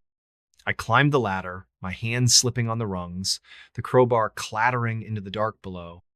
When I reached the hatch, I slammed it shut and dragged the concrete slab back into place, my arms burning with the effort. I didn't stop running until I was in my car, doors locked, engines screaming as I tore out of the lot. The thrum faded, but the whispers didn't. They followed me home, faint and distant, echoing in my head as I locked every door and window, drew the curtains, and sat on my couch clutching a kitchen knife. I didn't go to work the next day, or the day after. I called in sick, my voice shaking as I lied about the flu. I couldn't tell anyone what I'd seen, what I'd heard. They'd think I was crazy, like Amos. But I wasn't crazy. I knew what was down there. Something old, something that knew my name, something that wanted me to come back. I tried to research the gas station, the town, anything that could explain it. Black Creek's records were sparse, but I found a mention in an old newspaper clipping from 1957 buried in the library's microfiche. A construction worker had gone missing while installing the station's fuel tanks. No body, no trace, just a note that the ground was unstable and the project was delayed. Another article from 1972 mentioned a string of disappearance struckers, mostly last seen at the Texaco. The locals called it bad luck. I knew better. I went back to the station one last time, in broad daylight, because I needed to know it was real. The hatch was still there, the concrete slab undisturbed, but the seam was tighter, like someone or something had sealed it. The thrum was gone, the air still. I didn't dare open it again. I poured salt around the pumps, a trick my grandma swore by, and left. That was 3 months ago. I quit my job, moved to Missoula, tried to start over. But it's not over. The whispers come at night, faint but clear, my name slipping through the walls of my apartment. I've seen shadows outside my window, too tall, too thin, gone when I turn on the light. Last week, I found dirt under my fingernails, black and wet, like the soil from that chamber. I don't remember digging. I drive a different route now, avoiding highways, avoiding gas stations. But I know it's still out there, under Black Creek, under the pumps, waiting. It knows my name. It knows I found it. And it's patient. If you're ever in Black Creek, filling up at that old Texaco, listen close. If you hear a thrum, a whisper, your name in the dark run, don't look back. Don't go down. The Lantern Road. I never believed in places that could watch you. Not until I found the Lantern Road. My name's Caleb Hart, a surveyor for a land development company sent to scout a forgotten stretch of land in northern Maine. The job was simple: map an old logging route for a potential resort. The client provided coordinates and a single instruction: follow the lanterns.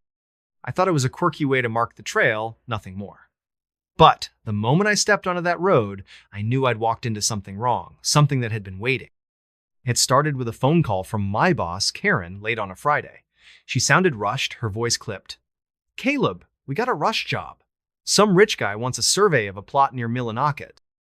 Old logging road, unmarked, no name. Locals call it the Lantern Road.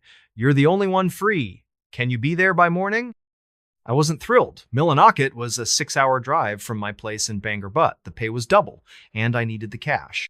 She emailed me the coordinates and a grainy photo of a dirt path lined with rusted lanterns. Their glass cracked, their frames twisted. The caption read, "Follow the lanterns, don't stray." I figured it was some eccentric landowner's idea of a landmark. I arrived at dawn. The sky, a dull gray that seemed to press down on the forest. The coordinates led to a break in the trees, where a narrow path snaked into the woods. The Lantern Road was exactly as the photos showed. A rutted dirt track, barely wide enough for my Jeep, flanked by ancient lanterns every 50 feet or so. They were old, maybe a century, their metal pitted with rust, their glass clouded with age. None of them were lit, but they gave off a faint glow, like they'd soaked up the last light of the sun. The air was heavy, thick with the smell of damp moss and something sharper, like ozone after a storm. My boots sank slightly into the soft earth, and the silence was absolute tenno. Birds, no rustle of leaves, just my own breathing, loud in my ears. I slung my survey gear over my shoulder and started walking, GPS in hand, marking the path's boundaries. The lanterns were my guide, their eerie glow cutting through the morning fog. At first, it was routine. Measure distances, note elevations, snap photos. But the deeper I went, the more the road felt alive. The lanterns seemed to shift when I wasn't looking, their positions slightly off from where I'd marked them. My GPS flickered, the screen glitching, showing me miles from where I knew I was. I chalked it up to bad reception, but my skin prickled like I was being watched from the trees. By noon, I'd gone maybe a mile when I found the first anomaly. A lantern, unlike the others, was pristine, its glass clear, its frame gleaming as if polished. It hung from a gnarled oak, and inside it burned a flame, small but steady, casting a warm, golden light. I stopped, my breath catching. There was no fuel source, no wick, just a flame floating in the air. I reached out, my fingers inches from the glass, and felt a pulse, like a heartbeat, thrumming through the lantern. My head swam, a low hum filling my mind. Not a sound, but a sensation, like static crawling under my skull. I backed away, my heart pounding, and kept going, telling myself it was just fatigue, a trick of the light. The road grew stranger the further I walked. The lanterns multiplied, clustering closer together, their glow brighter, almost blinding in the dim forest. The trees leaned inward, their branches knitting together overhead, forming a tunnel of green and shadow. The air grew colder, the ozone smell stronger, stinging my nose. I started hearing things whispers, not words, but fragments, like half-remembered conversations. They came from the lanterns, their flames flickering in time with the sounds. Caleb, stay, see. My name, woven into the murmurs, made my stomach lurch. I checked my GPS again, but it was useless, the screen frozen on a blank grid. I don't know when I noticed the footprints. They were in the dirt beside the path, faint but clear, matching the tread of my boots. But I hadn't walked there. I'd stayed on the road, following the client's instructions. Don't stray. The prints led into the trees, disappearing into the underbrush. I told myself it was another hiker, maybe a hunter, but the forest was too quiet, too empty. I kept moving, faster now, my survey notes forgotten. The whispers grew louder, more insistent, and the lantern's flames pulsed, their light strobing in a way that made my head throb. At dusk, I reached a clearing. The road ended abruptly, the lanterns forming a circle around a patch of bare earth. In the center stood a single lantern, larger than the others, its flame a deep, unnatural blue. The air around it shimmered, like heat rising from asphalt, and the hum in my head became a chorus, a cacophony of voices calling my name. I dropped my gear, my hands shaking, and approached the lantern. Up close, I saw it wasn't empty. Inside the flame, shapes moved, faces, distorted and fleeting, their mouths open in silent screams. I recognized one, impossibly. My father, who died when I was a kid, his eyes wide with terror. I stumbled back, my breath ragged, and that's when I saw her, a woman standing at the edge of the clearing, her face hidden in shadow. She wore a long coat, tattered and gray, and her hands were clasped in front of her, holding something I couldn't see. The whispers stopped, the air still, as she stepped forward. Her voice was soft, almost tender, but it carried a weight that made my knees buckle. "You followed the lanterns," she said. "You always do." I tried to speak, to ask who she was, what this place was, but my throat was dry, my words stuck. She moved closer, her face still obscured, and I saw what she held. A lantern, identical to the one in the center, its flame blue and writhing. "They want to show you," she said, her voice curling into my thoughts. "Look." I didn't want to, but my eyes were drawn to the flame. The faces were clearer, now men, women, children, their expressions shifting from fear to anguish to something like ecstasy. And then I saw myself, my face in the flame, my mouth open, my eyes empty. The hum surged, filling my skull, and I felt Oedipal like a tide dragging me under. The woman's hand touched my shoulder, cold and heavy, and she whispered, "Join us." I don't know how I broke free. One moment, I was staring into the flame. The next, I was running, the lantern's light blurring past me. The road seemed to twist, the path looping back on itself. The lanterns multiplying, their flames roaring now, a wall of fire and sound.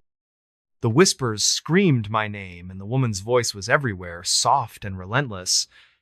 "You can't leave. You're already here." My legs burned, my lungs ached, but I kept running, the forest a maze of shadows and light. I woke in my Jeep, parked at the edge of the highway, my clothes soaked with sweat, my gear gone. The sun was high, the forest silent again.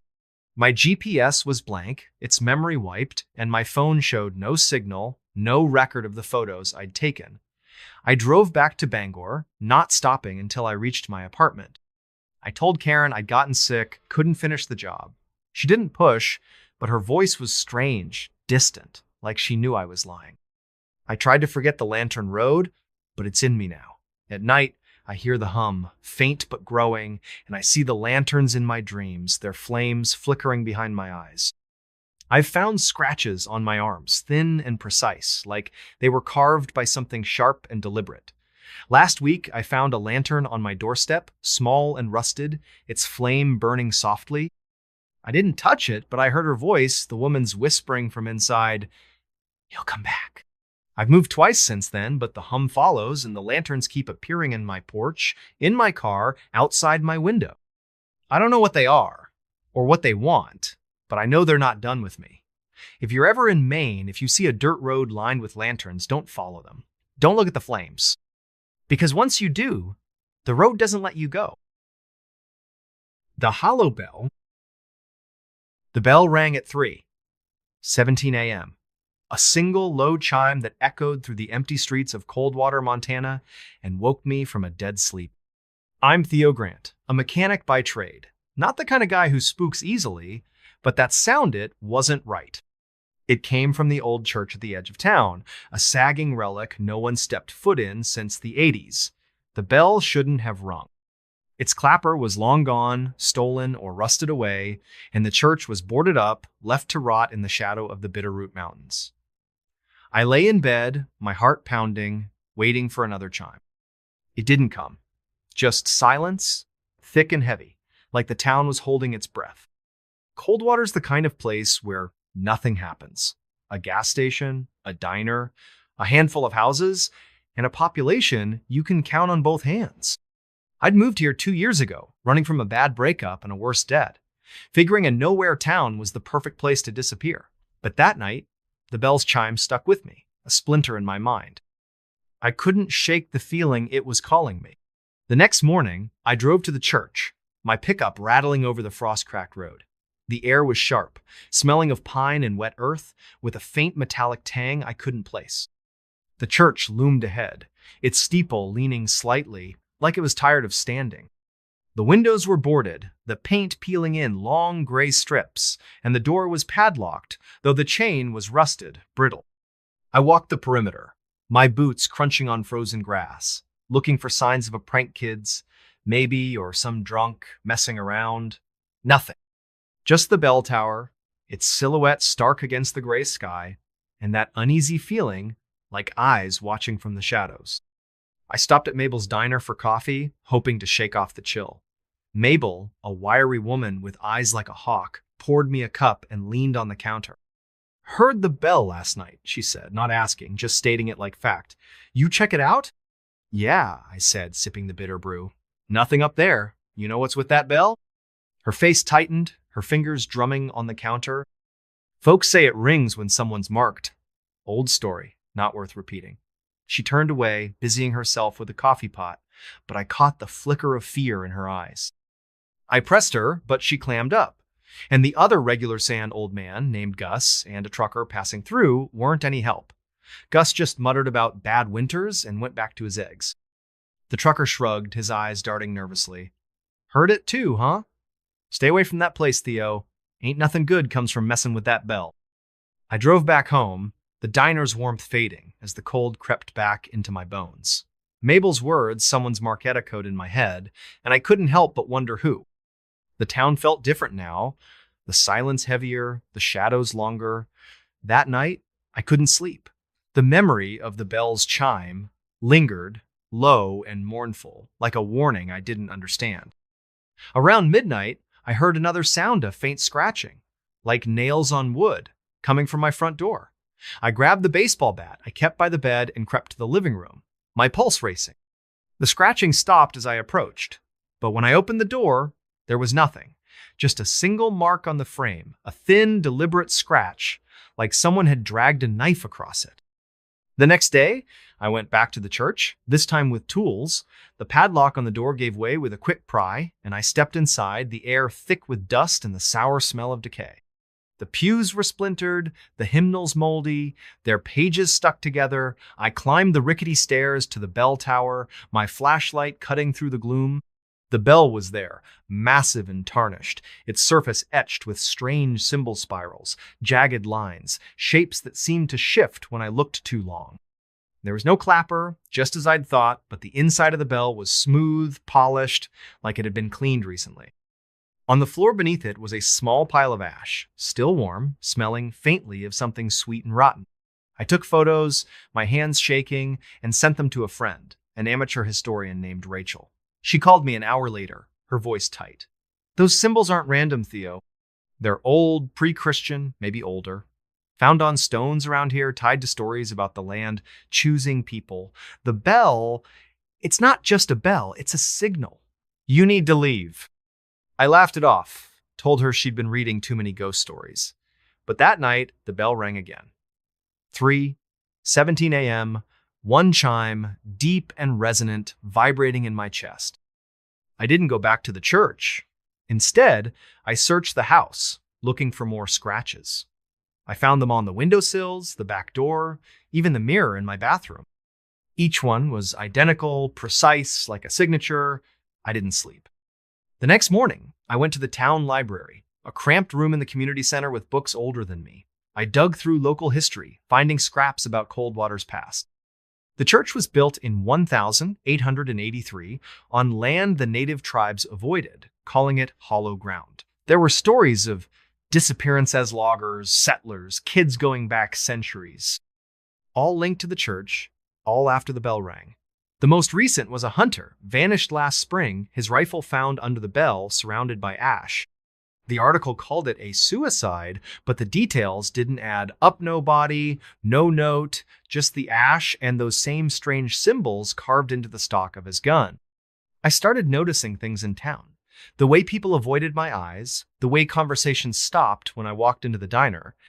Gus, the old man, cornered me outside the gas station, his breath sour with whiskey.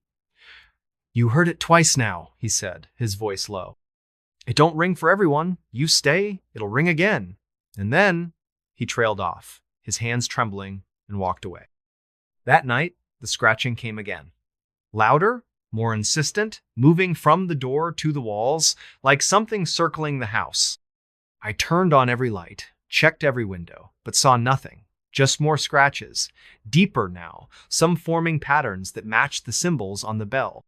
I called Rachel again, and she sent me a scanned page from an old journal written by a preacher in 1890. He described the bell ringing on its own, calling people to the church where they'd join the hollow. He wrote of a presence in the ground, something that listened and chose, something that fed on those who answered its call. His last entry was a single line, "It knows my name." I decided to leave. Packed a bag, filled my truck with gas, and planned to drive to Missoula by dawn. But the bell rang again, 3:17 a.m., and this time, the scratching was inside the house. I grabbed my bat, my flashlight, and searched every room. Nothing. But the mirror in my bathroom was uncovered, and in it my reflection wasn't right. My face, but not my expression. My mouth was moving, whispering words I couldn't hear, my eyes too dark, too empty. I smashed the mirror, the glass shattering, but the whispering didn't stop. It was in my head now, my name over and over, "Theo, come." I drove to the church, not knowing why, only that I had to.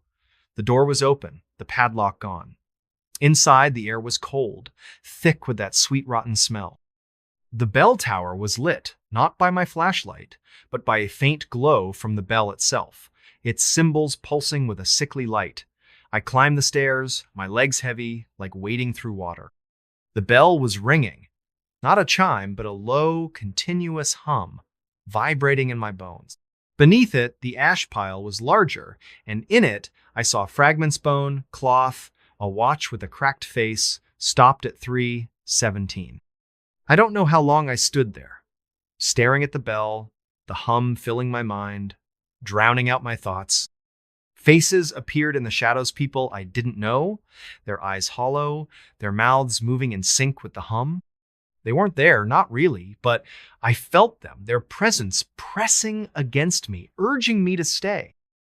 I saw my own face among them, not a reflection, but me, standing in the tower, my hands covered in ash. I ran.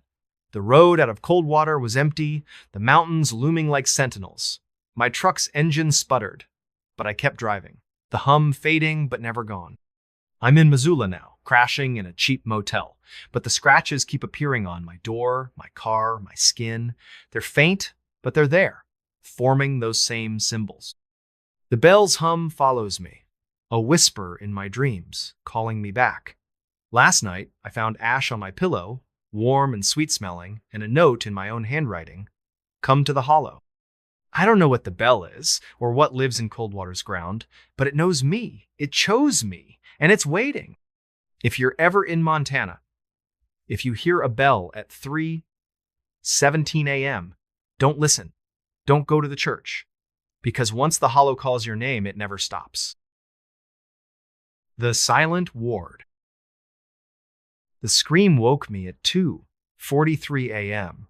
It wasn't Humanot exactly, but it cut through the stillness of Haven's End, a speck of a town in northern Wisconsin, like a blade through silk.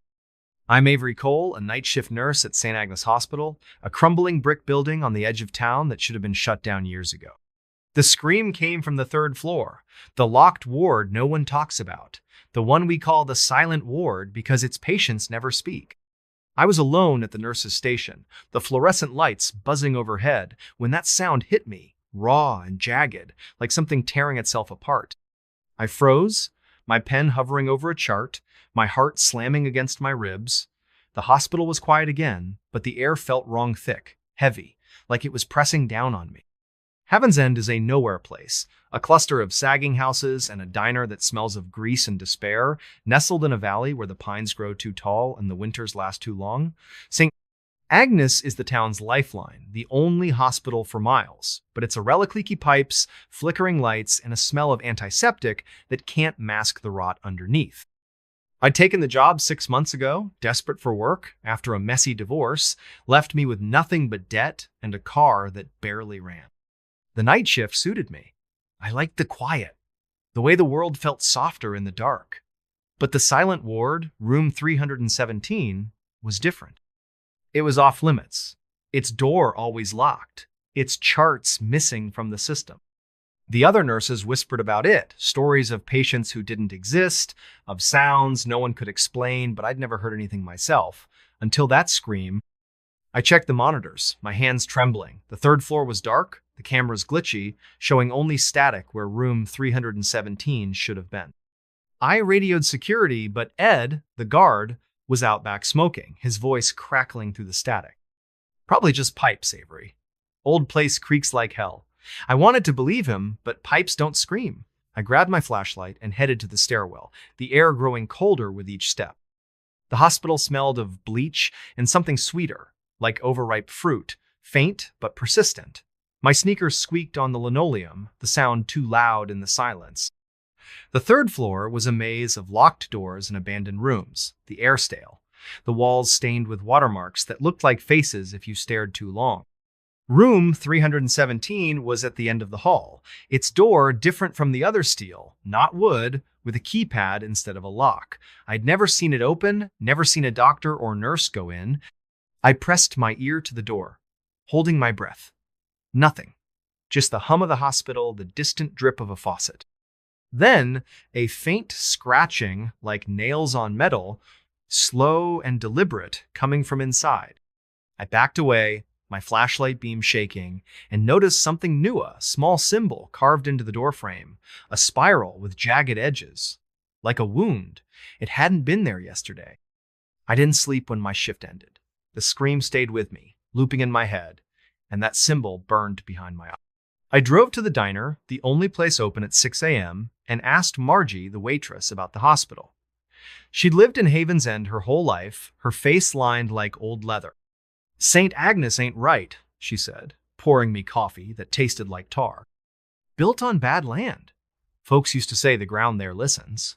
She wouldn't say more, just shook her head and muttered about keeping your distance. I couldn't let it go. That afternoon, I went to the town library, a cramped room in the community center with books that smelled of mildew. I found a history of Haven's End, a thin volume from the 70s. St. Agnes was built in 1910 on land donated by a reclusive family, the Harts, who'd vanished by 1920. There were stories of strange illnesses, patients who went mad, doctors who quit without explanation. The silent ward was mentioned once, in a footnote, room 317, reserved for special cases, closed to staff. No details, just a warning, do not enter without clearance. The book also mentioned the symbol I'd seen warding mark, tied to old stories about the land choosing people to speak for it. Back at the hospital that night, the air felt heavier, the lights dimmer. I checked the third-floor cameras again, but they were still static, a gray snowstorm where room 317 should be. I avoided the ward, sticking to my rounds, but the scratching started again, louder, coming through the walls. Patients complained of nightmarish shadows in their rooms, voices whispering their names. Mrs. Keller, an elderly woman in room 204, grabbed my arm as I adjusted her for. "It's singing," she whispered, her eyes wide. "Up there, in the quiet place. Don't listen, Avery." I brushed it off, told her it was the meds, but her words stuck with me, a cold knot in my stomach. Around 2 a.m., I found a note on the nurse's station, slipped under a chart. It was in my handwriting, but I hadn't written it. "Go to 317. It's waiting." My blood ran cold. I tore the note up, my hands shaking, and threw it in the trash. But the scratching grew louder, more insistent, and the lights flickered, plunging the hall into darkness for a split second. When they came back on, the trash can was empty, the note gone. I couldn't ignore it anymore. I took the stairs to the third floor, my flashlight cutting through the gloom. The hall was colder than before, the air thick with that sweet rotten smell. The symbol on room 317's door was deeper now, the spiral glistening like it was wet. I tried the keypad, punching in random codes, but it wouldn't budge. The scratching stopped, replaced by a low hum, like a choir tuning up, coming from inside. "My name?" whispered soft and slow. "Avery, come." I backed away, my heart hammering, and ran back to the station. I called Ed, but his radio was off. I tried the hospital's main line, but it was dead, just static and a faint hum that matched the one in my head. I searched the records room, looking for anything on room 317. Most of the files were missing, but I found a locked drawer in the back, its key taped under the desk. Inside was a single folder labeled Ward 317 Restricted. It held patient logs, but the names were redacted, replaced with numbers. Patient 12, admitted 1,943, non-responsive, transferred to 317. Disappeared. Patient 27, admitted 1,968, heard voices, transferred to 317. No record of discharge. Dozens of entries, all the Semino outcomes, just gone. The last page was a photo, grainy and old, showing a nurse standing in front of room 317's door, her face blurred, the spiral symbol carved into her hand. I didn't sleep after my shift. I drove to Missoula, to a friend's house, needing distance, needing answers. Rachel, my historian friend, met me at a coffee shop, her laptop open to scans of old documents. "St. Agnes was a dumping ground," she said, her voice low. "People who didn't fit mental cases, drifters, anyone the town didn't want, they sent them to 317. No one came back. The Harts, the family who built it, they believed the land was alive, that it needed voices to speak through. That symbol you saw, it's in their journals. They called it a key." I told her about the scream, the hum, the note. Her face paled. "Get out of Haven's End, Avery. That place, it's not just haunted, it's hungry." I went back, not because I wanted to, but because I couldn't stay away. The hum was in me now, a constant drone, pulling me back to the hospital. That night, the third floor was different. The lights were out, the hall lit only by a faint glow from under room 317's door. The scratching was gone, but the hum was louder, a song without words, weaving through my thoughts. I found another note on the station, in my handwriting again. "Open the door." This time, I didn't tear it up.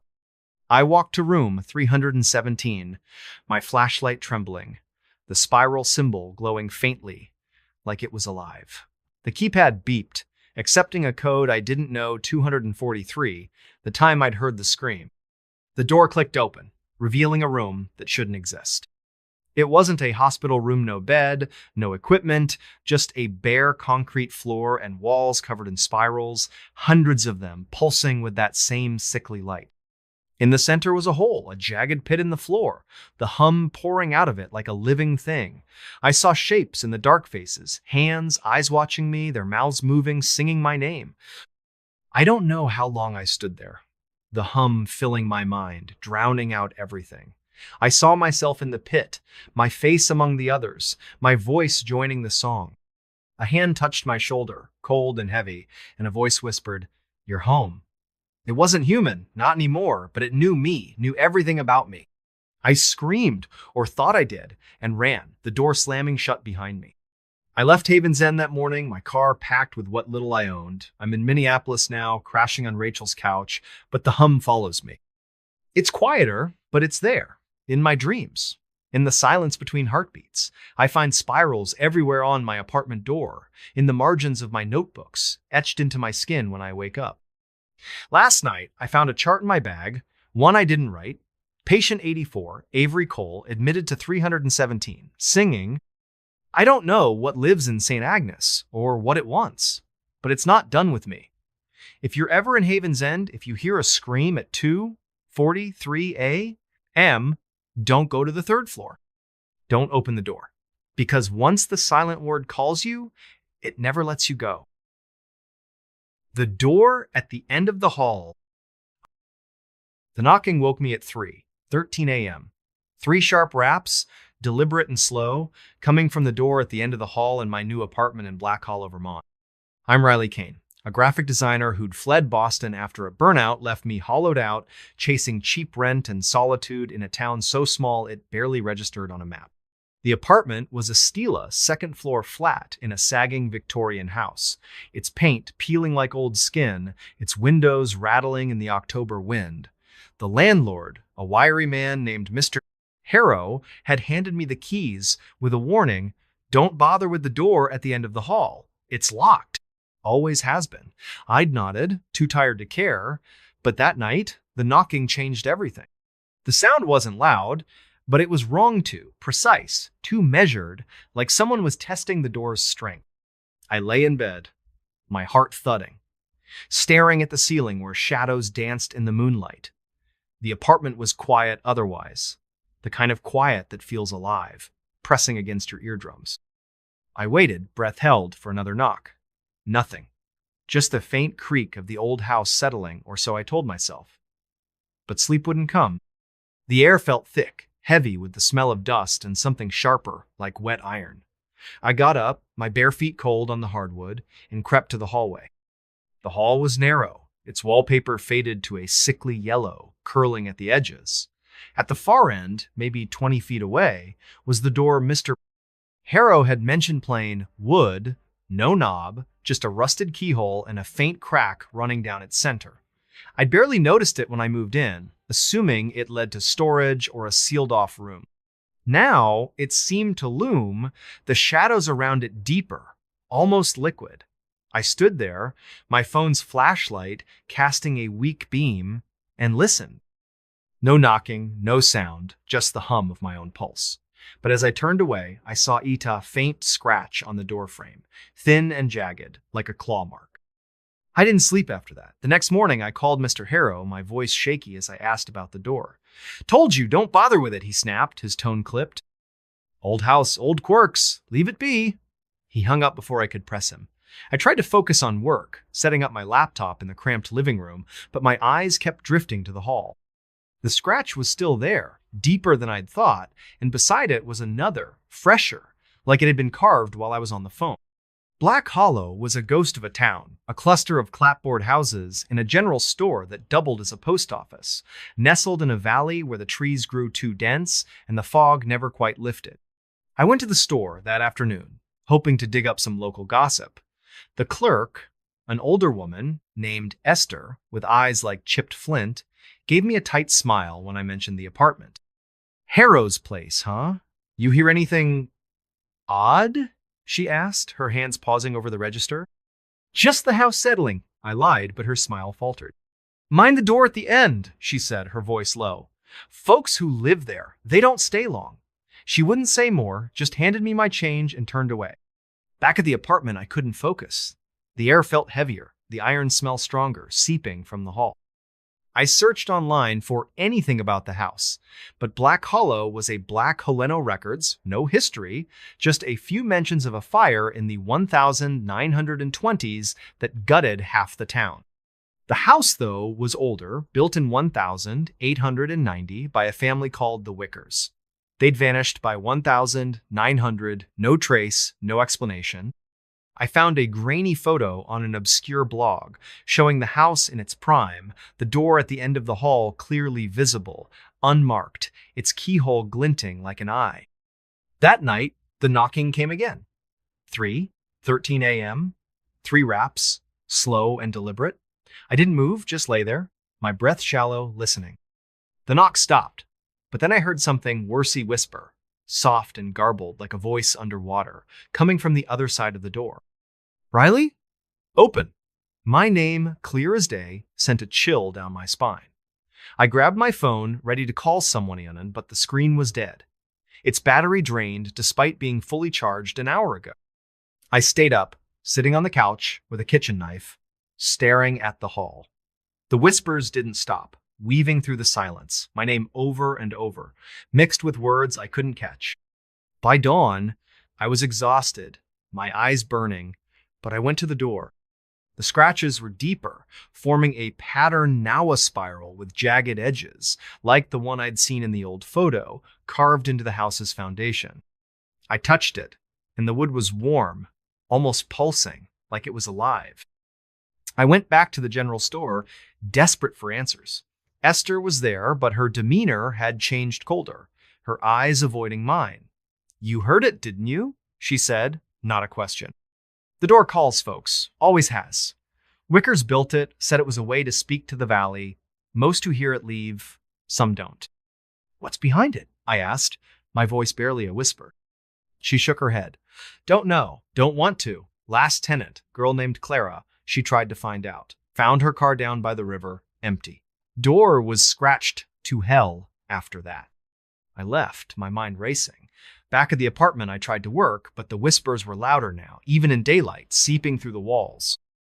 I found more scratches in the windows, the floor, even the back of my laptop, all forming that same spiral. I called a friend, Sam, a journalist in Burlington, and sent him photos of the door, the scratches, the house. He called back an hour later, his voice tense. Riley, those symbols, they're old, tied to stories about the valley. The Wickers thought it was a gate, not to a room, but to something else. Get out of there. I wanted to, but the whispers were in my head now, a constant hum pulling me toward the door. That night, the knocking was louder, 5 raps this time, and the whispers were clearer. A chorus of voices, some soft, some angry, all saying my name. I found a crowbar in the basement and pried at the door, desperate to know to make it stop. The wood splintered, revealing not a room but a staircase descending into darkness. The air was cold, thick with the smell of iron and something sweeter, like decay. The whispers surged, a song without words, urging me down. I don't know why I went. My flashlight barely cut through the gloom, the stairs slick with moisture. The walls were stone, rough-hewn, carved with spirals that glowed faintly, pulsing in time with the whispers. The staircase ended in a chamber, vast and echoing, its ceiling lost in shadow. In the center was a door, identical to the one upstairs, but larger, its surface black and smooth, like polished obsidian. The whispers came from it, a cacophony of voices, my name woven into their song. I saw shapes in the dark figures, not human, their forms shifting, their eyes glinting like the keyhole upstairs. They didn't move, just watched, their presence heavy, like a hand on my chest. I reached for the door, my hand trembling, and felt it warm, alive, the spirals moving under my fingers. The voices grew louder, and I saw faces in the door's surface, not reflections, but people, their mouths open, their eyes empty, singing. I saw Clara, the tenant Esther mentioned, her face pale, her lips moving. And then I saw myself, my face in the door, my voice joining the chorus. I screamed, or tried to, but the sound was swallowed, the air too thick to breathe. I ran, the stairs endless, the whispers chasing me. I don't know how I made it back to the apartment, but the door at the end of the hall was whole again, unblemished, the scratches gone. I packed my bag, grabbed my keys, and drove until the tank was nearly empty. I'm in a motel now, far from Black Hollow, but the whispers follow, faint but persistent, like a song I can't unhear. I find spirals everywhere, on my car, my clothes, my skin, etched so lightly I barely notice until they bleed. Last night, I found a key in my pocket, rusted and heavy, with no lock to fit. The door at the end of the hall is still there, in my dreams, its surface black and alive, calling me back. I don't know what it is, or what it wants, but it knows my name. If you're ever in Black Hollow, if you hear knocking at 3:13 a.m., don't open the door, don't go down the stairs. Because once you see what's waiting, it never lets you go. The Hollow at Duskwood. The wind carried a whisper that wasn't the wind. It came at dusk, a low, sibilant sound that slithered through the trees of Duskwood, a forgotten corner of rural Arkansas where the pines grew twisted and the ground seemed to swallow light. I'm Harper Wells, a folklorist chasing stories of lost places, and I'd come to Duskwood chasing a remora, single, yellowed note I'd found tucked inside an old book at a flea market in Little Rock. The note was scrawled in faded ink. Stay out of the hollow. It listens. No signature, no date, just those words, and a crude map pointing to a clearing deep in Duskwood's forest. That whisper, the one that wasn't the wind, hit me the first night I camped there, and it changed everything. Duskwood wasn't a town, not really just a scattering of trailers and a gas station with a flickering sign, nestled in a valley where the air always smelled of damp earth and something sour, like rotting fruit. The locals called the forest the Hollow, a name that carried weight, like a warning you didn't question. I'd driven in with my beat-up camper van, my notebook filled with half-baked theories about old settler tales, expecting to find nothing but trees and maybe a ghost story or two. The map led me to a dirt path off Route 62, barely wide enough for my van, the pines closing in like a tunnel. I parked at the edge of a clearing, the ground soft and spongy, the air heavy with that sour smell. My tent was up by sunset, the sky bruised purple, the forest unnaturally quiet, no birds, no crickets, just the faint rustle of leaves. That's when I heard it, the whisper. It wasn't words, not at first, just a low hum, like a crowd murmuring just out of earshot. I froze, my flashlight trembling in my hand, its beams slicing through the gathering fog. The sound came from the center of the clearing where a single tree stood, its trunk blackened and gnarled, like it had been burned but somehow still lived. The whisper seemed to pulse from it, curling around me, brushing against my skin like cold fingers. I told myself it was the wind, the trees, anything but what it felt like a voice, calling me closer. I didn't go. I crawled into my tent, zipped it shut, and lay there, heart pounding, listening as the whisper grew louder, forming my name, Harper, come. Sleep didn't come. The whisper faded at dawn, but the forest felt different, the shadows deeper, the air thicker. I checked the clearing in daylight, my boots sinking into the soft earth. The tree was taller than I'd thought, its branches twisted into shapes that looked almost deliberate, like hands reaching down. At its base was a ring of stones, weathered and moss-covered, arranged in a perfect circle. Inside the circle, the ground was bare, not a blade of grass, just dirt that looked too dark, too wet. I took photos, my hands shaky, and noticed a faint carving on the tria spiral with jagged edges, like a wound. It wasn't there last night. I was sure of it. I drove to the gas station, needing coffee and answers. The clerk, an old man named Amos with eyes like clouded glass, watched me warily as I paid. "You're camping in the hollow?" he asked, his voice gravelly. "Heard anything yet?" "Just the wind," I lied, my skin prickling. He leaned closer, his breath sour with tobacco. Ain't the wind. Hollow's got a voice. You hear it. You're marked. Don't go back tonight. He turned away, muttering about fools and their stories, but his hands were shaking as he rang me up. Back at the campsite, I couldn't focus. The whisper was gone, but the clearing felt wrong, like the air was watching me. I searched my van for the note, hoping for clues, but found something else, a second note, tucked under my notebook, in my own handwriting.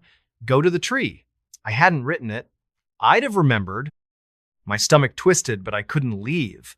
The folklorist in me needed to know, needed to understand what the hollow was hiding. I spent the day digging through my research, old books and scanned documents I'd brought along. Duskwood's history was sparse, but there were whispers of a settlement in the 1800s, a group of families who'd built homes in the hollow and vanished by 1850. The locals blamed disease, but the stories were stranger people hearing voices, walking into the forest, and never coming back. The tree in the clearing was mentioned once, in a journal fragment from a preacher named Elias Ward. The hollow speaks through the tree, it chooses its voices, and they sing forever. The spiral symbol was there too, sketched in the margin, labeled the mark of the listener. That night, the whisper came again, sharper, more insistent, at exactly 3:13 a.m. I woke with a start, my tent zipper undone, the flap flapping in a breeze that wasn't there.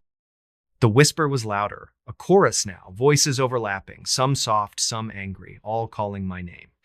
I grabbed my flashlight and stepped outside, the air cold and heavy, smelling of rot and iron. The tree was glowing faintly, its spiral carving pulsing like a heartbeat. I approached, my boots sinking deeper, the ground almost sucking at my feet. The stones around the tree were different now, rearranged, their surfaces scratched with more spirals, some fresh, some old and weathered. I heard footsteps behind me, soft but deliberate. I spun, the flashlight beam sweeping the clearing.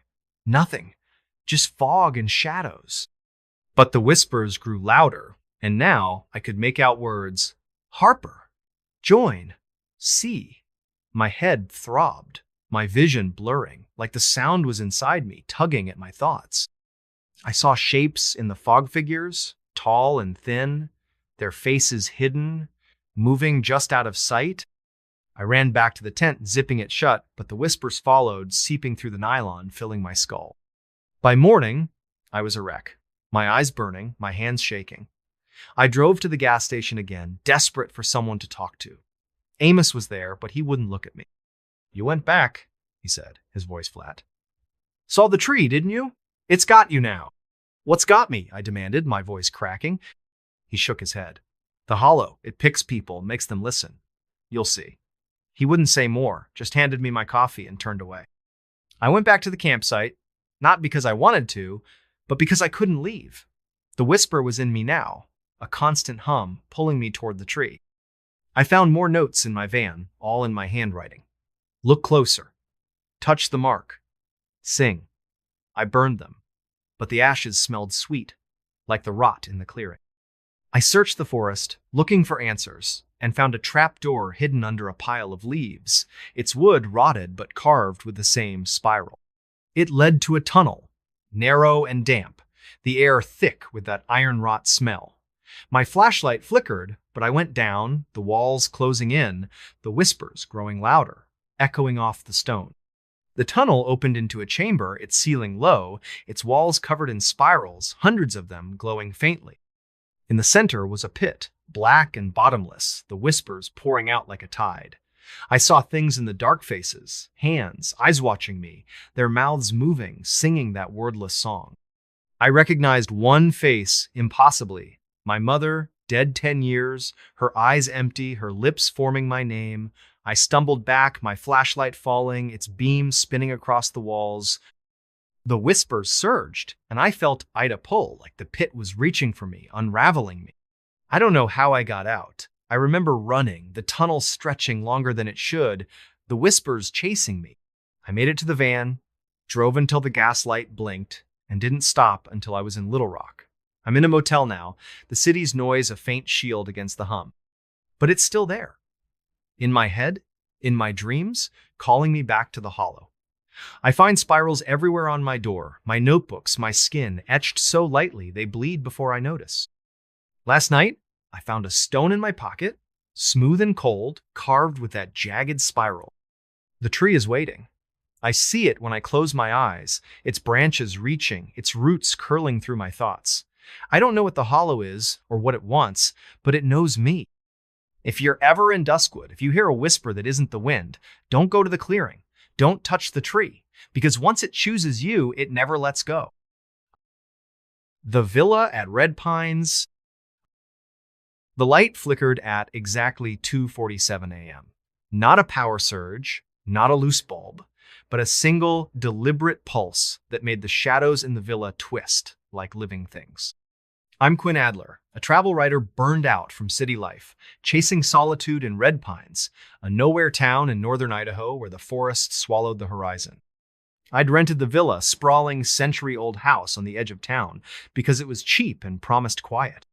The listing called it historic charm, but didn't mention the light in the upstairs window, the one that flickered every night, or the Polaroid I found under the floorboards my first day there, showing a man standing in that same window, his face blurred with the words "Don't look back" scrawled on the back in red ink. That flicker, that photo-A, was the hook that pulled me into something I still can't explain. Red Pines was barely a town. A gas station, a diner with cracked vinyl booths, and a handful of houses clinging to the edge of a forest so dense it seemed to breathe. The villa stood alone, a mile from the nearest neighbor, its stone walls weathered to a dull gray, its windows dark except for that one upstairs, always glowing faintly, even when the power was off. The air around it smelled of pine and something metallic, like blood left to dry. I'd arrived on a chilly October afternoon, the sky heavy with clouds, the wind carrying a faint hum, like a radio tuned to static. The realtor, a nervous woman named Lila, handed me the keys and muttered, "Don't mess with the upstairs. It's particular." I thought she meant the plumbing. Inside, the villa was a time capsule creaking hardwood floors, faded wallpaper with floral patterns curling at the edges, and furniture that smelled of dust and old secrets. The staircase to the second floor was steep, its banister worn smooth, leading to a locked door at the end of the hall. The key didn't work, and Lila's number went straight to voicemail when I tried to call. I set up in the downstairs bedroom, figuring I'd deal with it later. That night, I woke to the flicker to 47 a.m., the light in the upstairs window pulsing once, then going dark. I checked the breaker, thinking it was a fault, but everything was fine. That's when I found the Polaroid, slipped under a loose floorboard in the living room, the man's blurred face staring out, his hand pressed against the glass. I didn't sleep after that. The house felt alive, the silence too heavy, broken only by the occasional creak of the walls, like footsteps pacing above me. My skin prickled, my mind replaying the Polaroid's warning, "Don't look back." I tried to work, typing up notes for my next article, but my eyes kept drifting to the staircase, to the locked door I hadn't seen yet. The metallic smell was stronger now, seeping from the walls, mixing with the musty scent of old wood. I told myself it was just the house, just my imagination, but the flicker came again the next night. 2:47 a.m. And this time, I heard something a whisper, faint and garbled, like a voice trapped in static, coming from upstairs. "Quinn, see?" I went to the diner the next morning, needing coffee and answers. The waitress, an older woman named Dot, with eyes that didn't blink enough, poured me a cup and leaned in when I mentioned the villa. "You're staying at the old Hartwell place?" she said, her voice low. "Heard anything yet?" "Just the wind," I lied, my hands tightening around the mug. She didn't buy it. That house don't like guests. Last folks who stayed there, a couple from Boise, left after a week. Said the lights kept talking. She wouldn't say more, just shuffled off, muttering about bad ground. I asked around, but the locals were cagey. Their answers, vague stories of the Hartwell family, who'd built the villa in the 1890s and vanished by 1910, of lights that flickered without power, of whispers no one could trace. One man, an old-timer named Cal, grabbed my arm as I left. "Don't look behind you," he said, his breath sour with whiskey. Not when the light goes on. Back at the villa, I couldn't focus. The whisper was louder now, even in daylight, weaving through the hum of the forest outside. I searched the house, looking for clues, and found a trap door in the pantry, its hinges rusted, its wood carved with a spiral symbol jagged, like a scar. I pried it open, the air below cold and damp, smelling of iron and decay. My flashlight revealed a narrow staircase, descending into darkness. I didn't go down, not then, but I couldn't shake the feeling that something was waiting, listening. That night, the flicker came again, 2:47 a.m., but this time the whisper was clearer, my name sharp and insistent. Quinn, come. I climbed the stairs, my heart pounding, the key suddenly working in the locked door. The upstairs hall was long, its wallpaper peeling, the air thick with that metallic smell. At the end was a room, its door ajar, the flickering light spilling out. Inside was a single window, the one I'd seen from below, its glass smeared with something dark, like blood wiped away.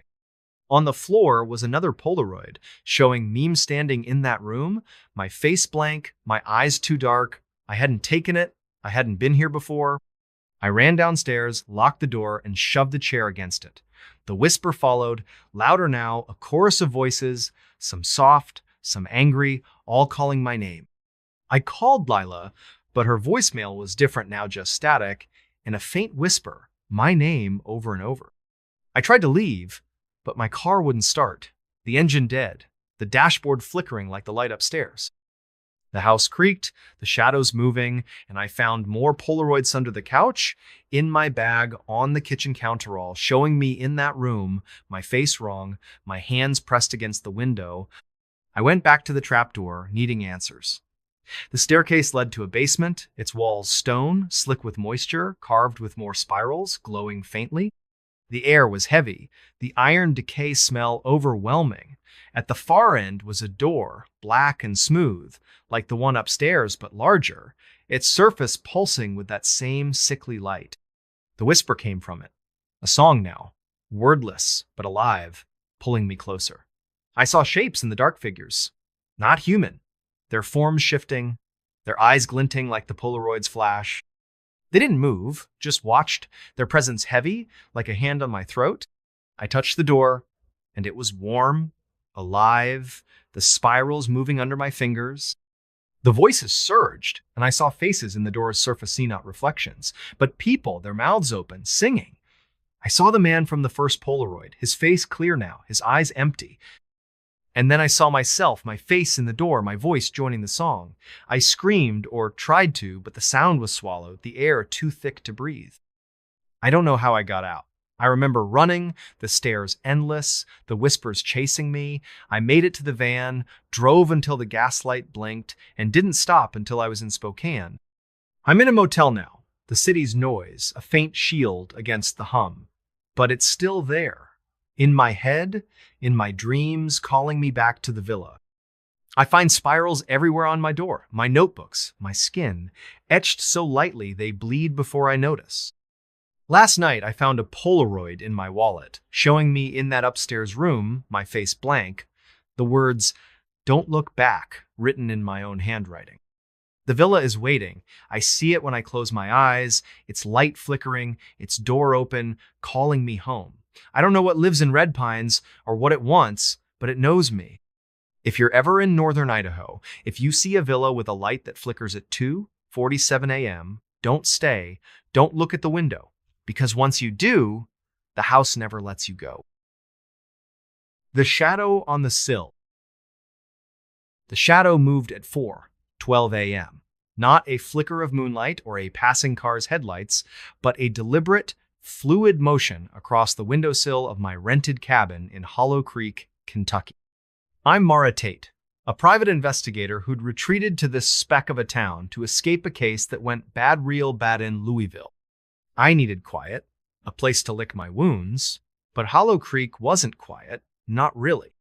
The cabin, a weathered box of logs perched on a hill overlooking a dense forest, came with a warning from the owner, a grizzled man named Amos. Don't open the window by the bed. Not ever. I thought he was joking, or maybe just superstitious, until I saw that shadow and found the note slipped under my door the next morning. It saw you. Don't look again. The handwriting wasn't mine, and it wasn't Amos's. Hollow Creek was barely a Tona gas station, a bar with a flickering neon sign and a scattering of homes swallowed by the pines. The air was heavy with the scent of damp moss and something acrid, like burned metal, that clung to the back of my throat. I'd arrived in late October, the sky a bruised gray, the forest so thick it seemed to pulse with its own rhythm. The cabin was cheap, isolated, perfect for disappearing. It had one bedroom, a sagging couch, and a kitchen that smelled of mildew and old grease. The window by the bed, the one Amos warned about, was small, its glass warped, distorting the trees outside into twisted shapes. I'd covered it with a curtain, but that first night I woke to the shadow long, thin, moving like ink spilling across the sill, pausing as if